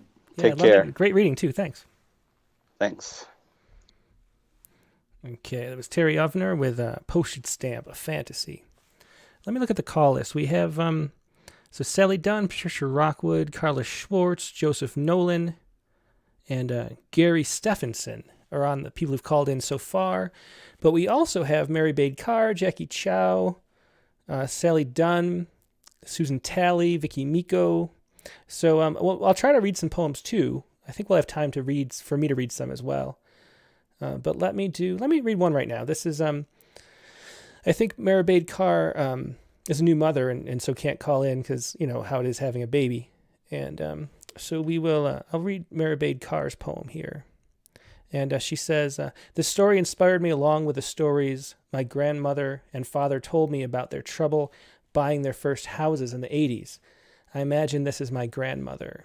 And this is I think it's Untitled. But she just says open mic poem. So here it is. But I guess the title is the first line in the 60s. And let me put it into a Word doc really quick, so you can all read along. Okay, so this is MeraBaid Kaur's. Let me put I think that's how MeraBaid spelled her name. Yeah. Oh, no, that's not right. MeraBaid, B-A-I-D.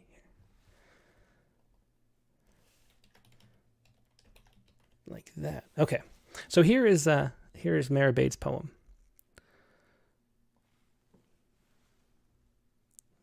Tear down. In the 60s, dirt roads led to the blacktop. Blackness hugged every exhale, bled onto every pen print. Unmarried, 2 kids, the answer was no. I marched into the 70s with teased natural hair. A decade later, long, straightened against the bank's breeze again. No, only after living in the government's bubble long enough for it to burst. A yes. Decades later, a lady with a righteous pen fired. A statement issued on stationery. She denied us all who breathed black. But how many pens have breathed fire onto blackness? So many stationary, unwritten words, under-breath traumas, if only one group gets happy pens, striking through the overly righteous. That's righteous. And that's MeraBaid Kaur with, we'll call it In the 60s. And love that line, the how many pens have breathed fire onto blackness. That's a very memorable line. Thanks so much for sharing that, MeraBaid. And let me call somebody else up next. Let me call up Gerry Stefanson, who called right at 6 on the dot. See what Gerry has. Or is it Gerry? I guess it would be Gerry. I'm sorry. Gerry Stefanson. Hey, Gerry. How you doing tonight? Hey, I am doing good. Good show. Thank you. And where are you calling from? I don't remember. I'm calling from Gabriola Island, British Columbia, just north of the San Juan Islands. Ah, excellent. And what poem do you have for us? I have Habit Forming. Is that right? It's called Habit Forming, yes. Is there anything you want to say to introduce it, or do you just want to jump right in? And this one needs a little introduction because it threw me for a loop. It did. I couldn't believe it. It's just a short one. Do you want me to start now? Yeah. Why don't you go ahead? Oh, sorry. Okay. Yeah. Oh, here we go. Habit Forming. What happened here was I was researching your prompt, and I love this prompt stuff. It gets me all excited. So I went looking for it, and I was thinking of a friend I lost. I wanted to speak in his voice. And I went down this rabbit hole, and I went, oh, no. So this is one of 5. Oh, wow. Deep rabbit hole. Good one. I'm going to go back and visit it, but I'll start now. You ready? Yeah, go ahead. Taken to cruising hometown obits, hitting that staged time of life. I lived vicariously through the passing of old school chum, bandmate, and friend. Stepped carefully across many gravesites, opened so many mausoleums of memories, and closed a few caskets. Lost acquaintances, relatives. Was that a great aunt of mine? 3 of my closest growing up friends. Then just misplaced a soul or 2. Still living in fear of spotting a first love lost. My personal way back machine set a crystal ball for an old friend when they stumble upon my goodbye and bye. Excellent poem, Habit Forming. Thanks so much for sharing that, Gerry. You're very, very welcome. Thank you. Your prompt got me going down there, and I misthought of this friend of mine, and it took me to places it wasn't going to. But thank you for calling. Thanks for hosting. Yeah, I'm sorry you lost your friend, but I'm glad we could spin off a bunch of poems out of the prompt. Oh, I tell you what, your prompts have really worked well for me. Thank you so much. Excellent. Take care. Have a good show. Have a good evening. Yep, you too. Bye, Gerry. Okay, bye-bye. Okay, let's see. I thought I would just show you really quick. I'm not familiar with this poem. Amy Newman, Howl. And I'm not going to read the whole thing, but I thought maybe I'd share this. This is from the Poetry Foundation. Denise Duhamel mentioned this was what one of her classes uses. So I thought I'd share maybe how this starts. Let me put this on screen really quick, because I was just curious. I'd never read this poem before. This is Amy Newman's Howl. I saw the best minds of my generation destroyed by wedding planners, dieting in shapewear, dragging themselves in cute outfits through the freezer section for the semifreddo bender, blessed innovative cloister girl pinups burning to know the rabbi of electricity and poverty, obedience, and the dream stick of opium and the green Wi-Fi fuse, who marveling and cramping and wired and allergic lock themselves out of their apartments in the trenchant, imperfect delight of early day.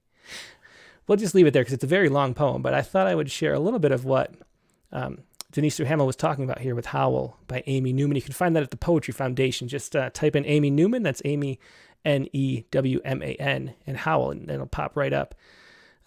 Very good poem. I'm looking forward to reading the rest of that later. As Denise was saying that, I looked it up really quick. Let me see. Who should we call up next? Let's call up Patricia Rockwood.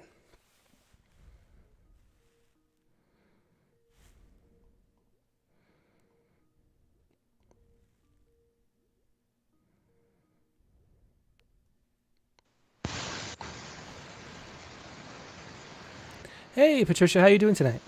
Hi, Tim. I'm doing well. Do you want to come in on video? You got to push the camera button still. If you do, yeah. Why do I always forget that? I don't know. I think there's like a default, and people either have it on or not. But anyway, yeah. So glad to see you. Yeah. Hello. Hi. And what poem do you have to share with us tonight? It's I decided to channel my mother. She's gone now. She passed at age 91. And after she broke her hip, she spent some time in assisted living. And it seemed to me to be kind of a horrible place. So I'm kind of speaking in her voice in this poem. Oh, I'm so glad you could share this with us. Go ahead whenever you're ready. My hearing aid needs new batteries, and I can't understand what the aids are saying. They all are foreign. When is John coming again? It's so frustrating stuck in this wheelchair, not even close to a window. Not that the window's open. I miss my birds. Patricia's mosaic birds are so pretty. I wonder when she's coming to visit again. Time passes so slowly here. I need a lot.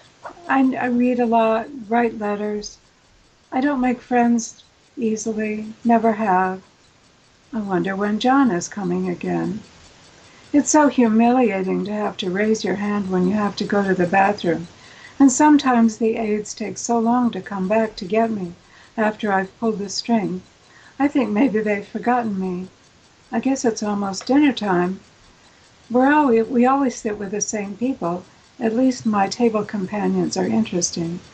And then it's back to the big room for a few hours until bed. I wish someone would come visit me. Oh, such a sad, moving poem. Thanks so much for sharing that. Yeah, I feel bad that we had to leave her there, but... Yeah, just the way life goes, you know. It's tough. Well, thanks so much for sharing that, Patricia. Thank you. Yep, have a good night. Thanks. That was Patricia Rockwood with My Mother in Assisted Living after she broke her hip. Let's see. We have... Let's call up Sally Dunn next.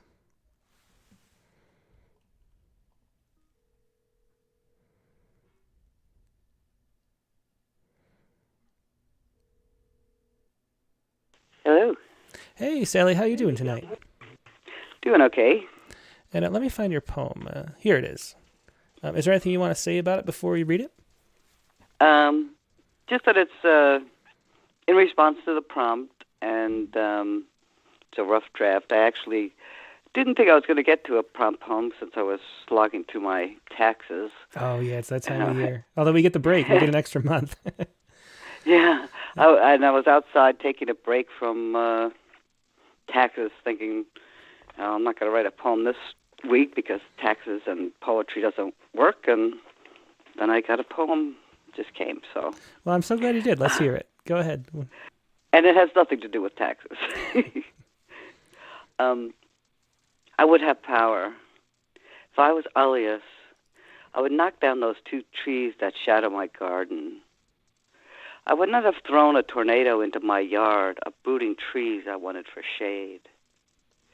I've always thrashed my winds into gales near the equinoxes, but perhaps in September, when the ocean is warm and swimming a delight, I might calm them instead.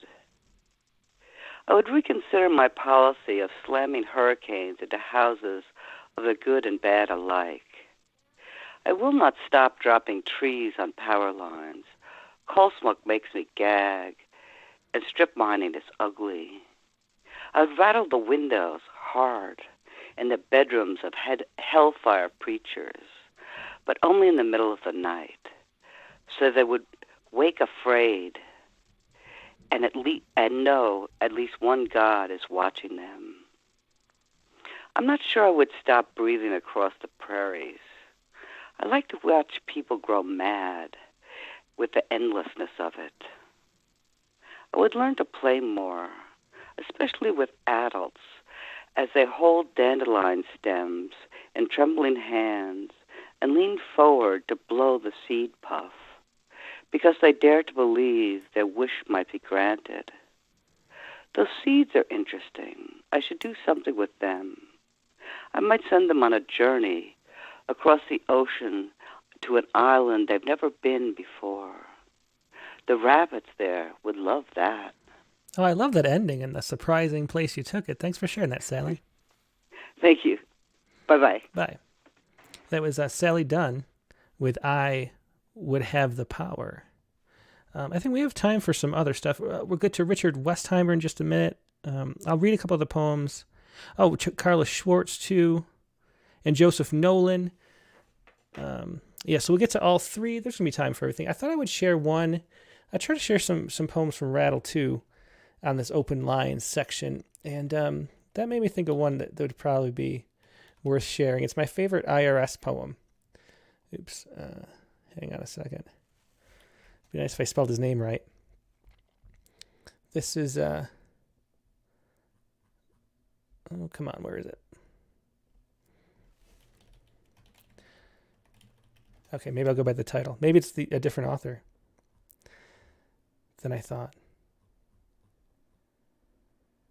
Where is this poem?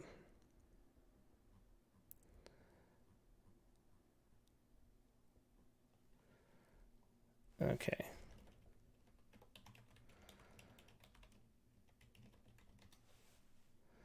Oh, that's the problem. Yeah. So the poem is not Dear IRS, it's Dear Internal Revenue Service. But I'll read this poem since Sally brought up tax season. This is my favorite tax poem, and it's perfect for this time of year as everybody's doing taxes, so I thought I would share this by John Brehm. Dear Internal Revenue Service, thank you for your letter informing me of the errors in my 2005 filing. I'm enclosing a check for $5,657 to cover the tax for which I evidently still owe and the interest on that tax.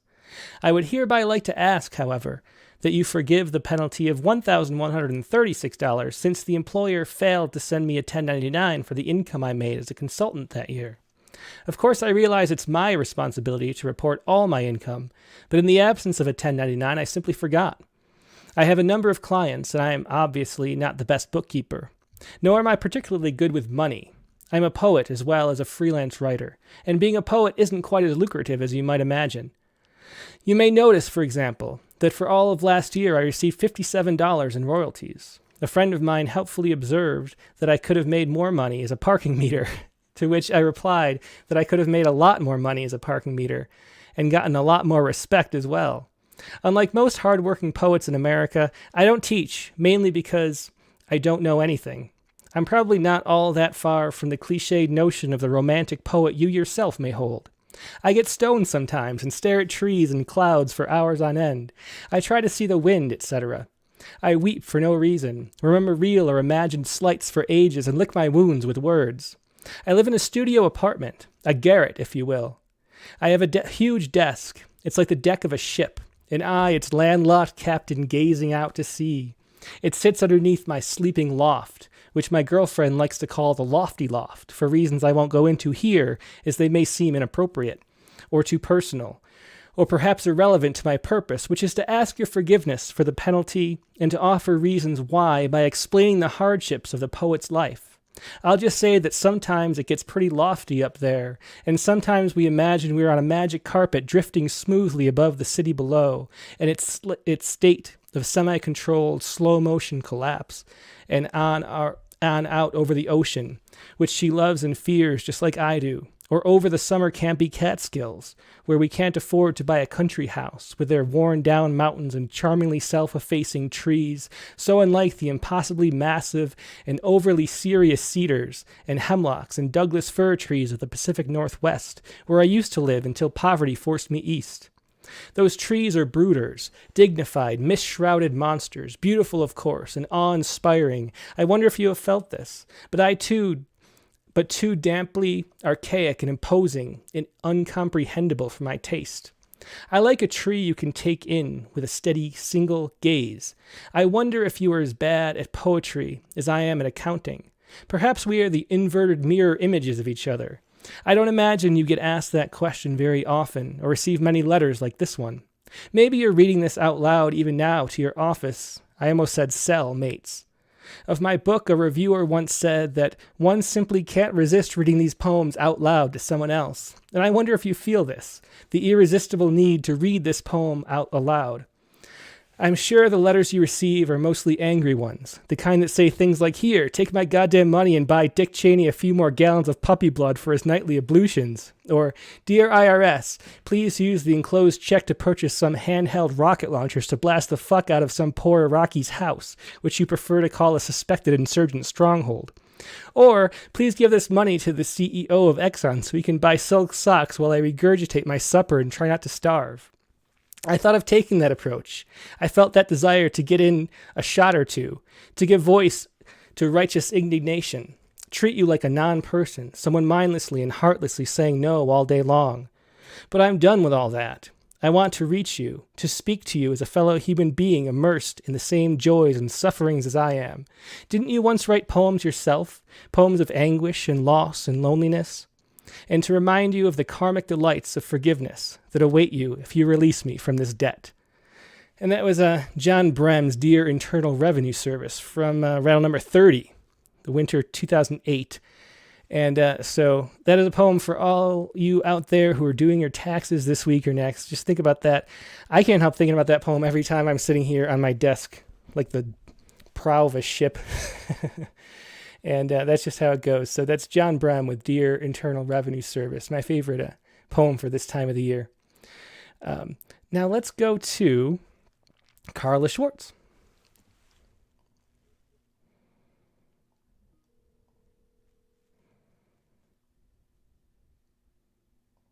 Hi, hang on, I'm just shutting you.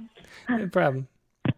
Yeah, hi, Tim. Hey, Thank Carla. you for calling me. Yeah, how you doing tonight? Wow, I'm doing great, especially after hearing that last poem. Yeah, I just love it. I mean, that's one of those, it sort of starts straight face, and then it just gets so funny.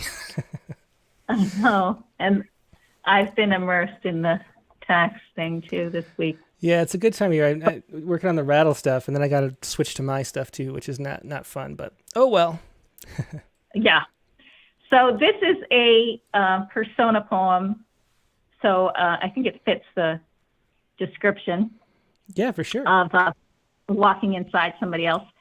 And it's called Janine at the Public Bathroom. You have it up, I assume. Yep, it's up. Go ahead whenever you're ready. Okay. I couldn't stand the public toilets even before the pandemic. How I first gloved my hands in paper towels or the few pairs of gloves I keep in my tiny purse. Cute, isn't it? I bought this purse from the street vendor, sprayed it down with alcohol, then washed it with soap and water. Now it's perfect for the gloves and the small bottle of Purell. How I love small things I carry everywhere. I'm careful not to touch the stall door or the lock with my bare hands. Rather, I close them lovingly and begin the real battle against the germs, lest I contract ringworm, because doesn't it all begin with the toilet? I pull out a wipe from a 10-pack that I also carry with me everywhere, slim like me and so practical, and with a wipe in each glove, I lift the seat and clean. Then, with sheets of toilet paper, I carefully extract, without touching the dispenser, dry it until finally, oh so pleasing, 2 squirts from my tiny spray bottle of air freshener down the bowl before I sit. Excellent poem. I love that. Very imagistic. Thanks so much for sharing that, Carla. Oh, thank you. Thank you, Tim. Good night. Yep, good night. That was Carla Schwartz with Janine at the Public Bathroom. Thanks, Carla. That's a great poem. Let's call up next Joseph Nolan. See what Joseph had for us tonight.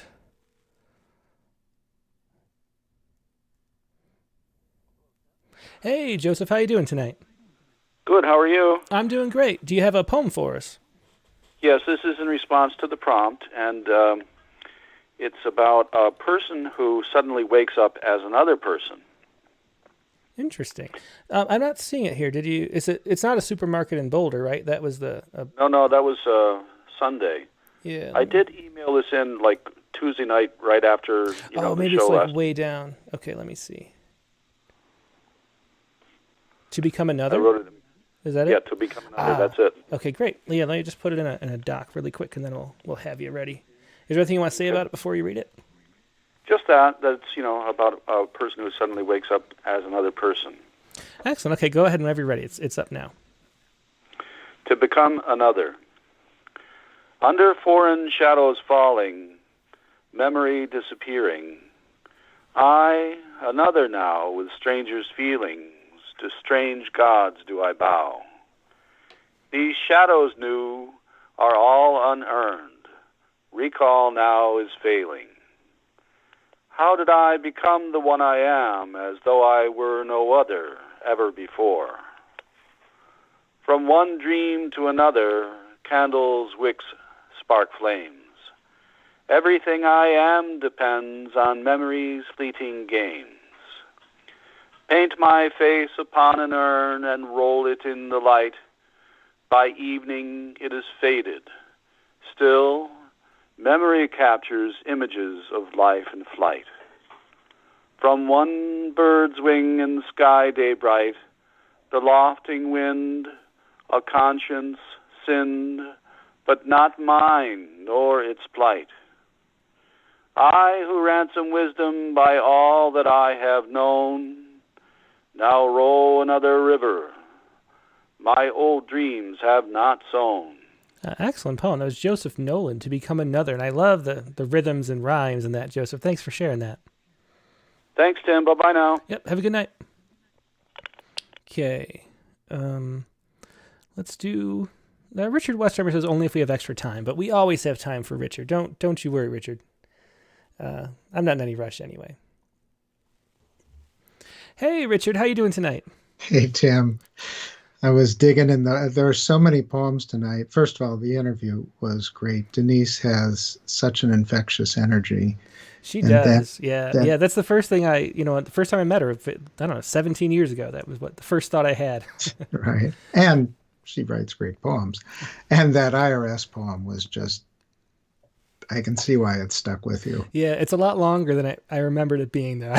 Right. I remembered a bunch of the sections, and then I was like, oh, it keeps going, doesn't it? But it's a great one.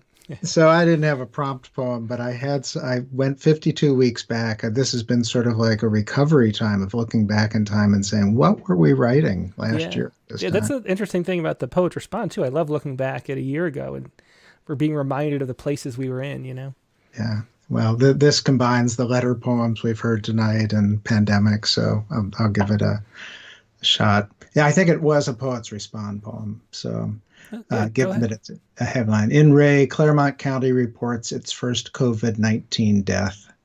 The patient was a man in his 70s with underlying health conditions. To the editor, if I die of this latest plague, the papers will write, the patient was a man in his late 60s with a history of heart disease. The news won't note that the chard in his garden was fully leaved, the ruddy color of the last sunset he saw, nor will they write of his daily runs through the woods, spooking scads of white-tailed deer, their feral musk scenting his trail, or of Shabbat shared again with his distant children, each lighting candles, one for the other, their eyes glimmer in candle flame and FaceTime light. And of course, they'll omit his last moments, that last breath, the rasping rails like sand blown against shattered glass, or that he died alone, measuring time by bedside beeps. But maybe they will say that he left a folder full of poems he meant to publish someday when he had more time. Oh, I love that ending. Great thing to remind us of, Richard. Thanks so much.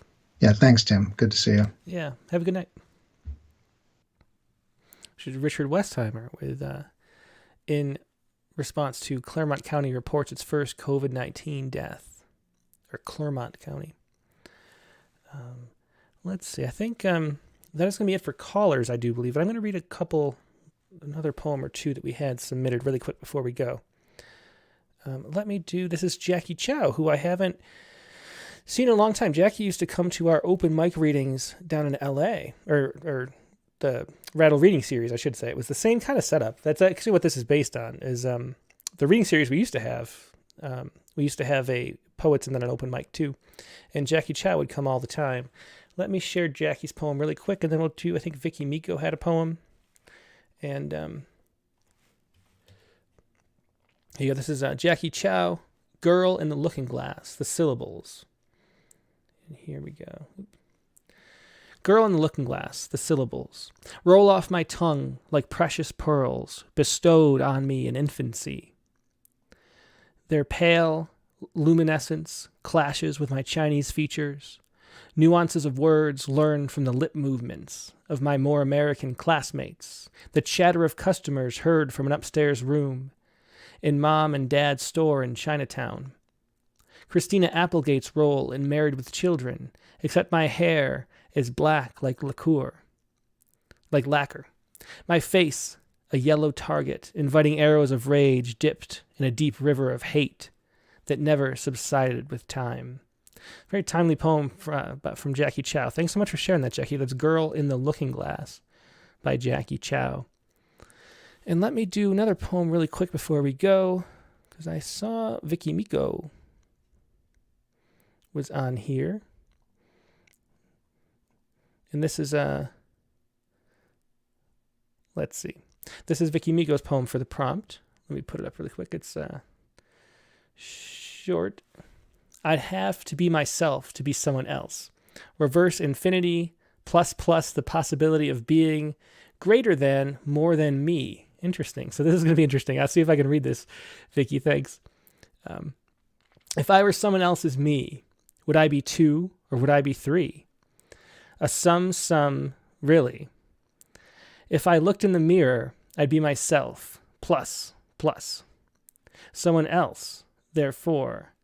We would be someone else's other, wouldn't we? And so, how many others would that be? Infinity? And how would I know or care which one was really me?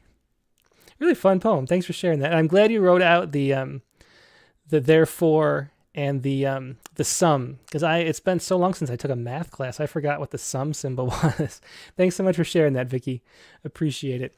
And that is going to be the show for tonight, I think. Let me do one quick run. Yeah, that's it. Let's just end it there. It's already past 8 o'clock. So thanks everybody as always for joining me. It was a real pleasure. It always is, but it was sort of especially pleasurable today. I had a good time. And I hope you did too. Please do click the like button if you did. That's always helpful. Now, as I mentioned earlier on the broadcast, before I do, this is the prompt that we got from Denise. So the prompt for next week is going to be right here. Oops, sorry, Richard. That is Richard Westheimer, but I wrote it out. This is my sloppy handwriting. Write a letter poem to an abstract concept. That is next week's prompt. Write a letter poem to an abstract concept. Denise has, I'll show you in the table of contents. Denise has a couple of these. There's, for some ideas, there's Dear Mortality. There's Dear Memory. I think I saw another one in here, but, Dear American Amnesia. That was it. So that is the prompt for next week. Write a letter poem to an abstract concept. And that is your prompt for next week. And next week's guest, as I was going to say, is going to be Alice Petway. Alice Petway, of course, has a poem in the current issue of Rattle and was a photographer for the Ekphrastic Challenge last year. So you can look up a photograph of hers and then what she picked as a poem and what I picked as a poem. That's how the Ekphrastic Challenge goes. Her new book that just came out, or actually I think it's still even forthcoming. I have a PDF version because it's not quite out yet, but it's very soon, is Station Lights. And Alice Petway is an interesting person. I know she travels all over the world. She spends a lot of time in China. She's sort of stuck in the States right now because of the pandemic, but she's a world traveler. Should be really interesting to talk to. I'm really looking forward to this new book, Station Lights, that we'll be reading from next week. That is Tuesday, April 6th, 9 p.m. Eastern Time, Rattlecast number 87. Hope to see you then. In the meantime, we'll be doing our critique of the week on Friday. We'll be doing Poetry Spawn Live on Sunday. So do join us for all of that. Make sure you're subscribed and all that good stuff. In the meantime, have a good night, and I will talk to you later. Good night.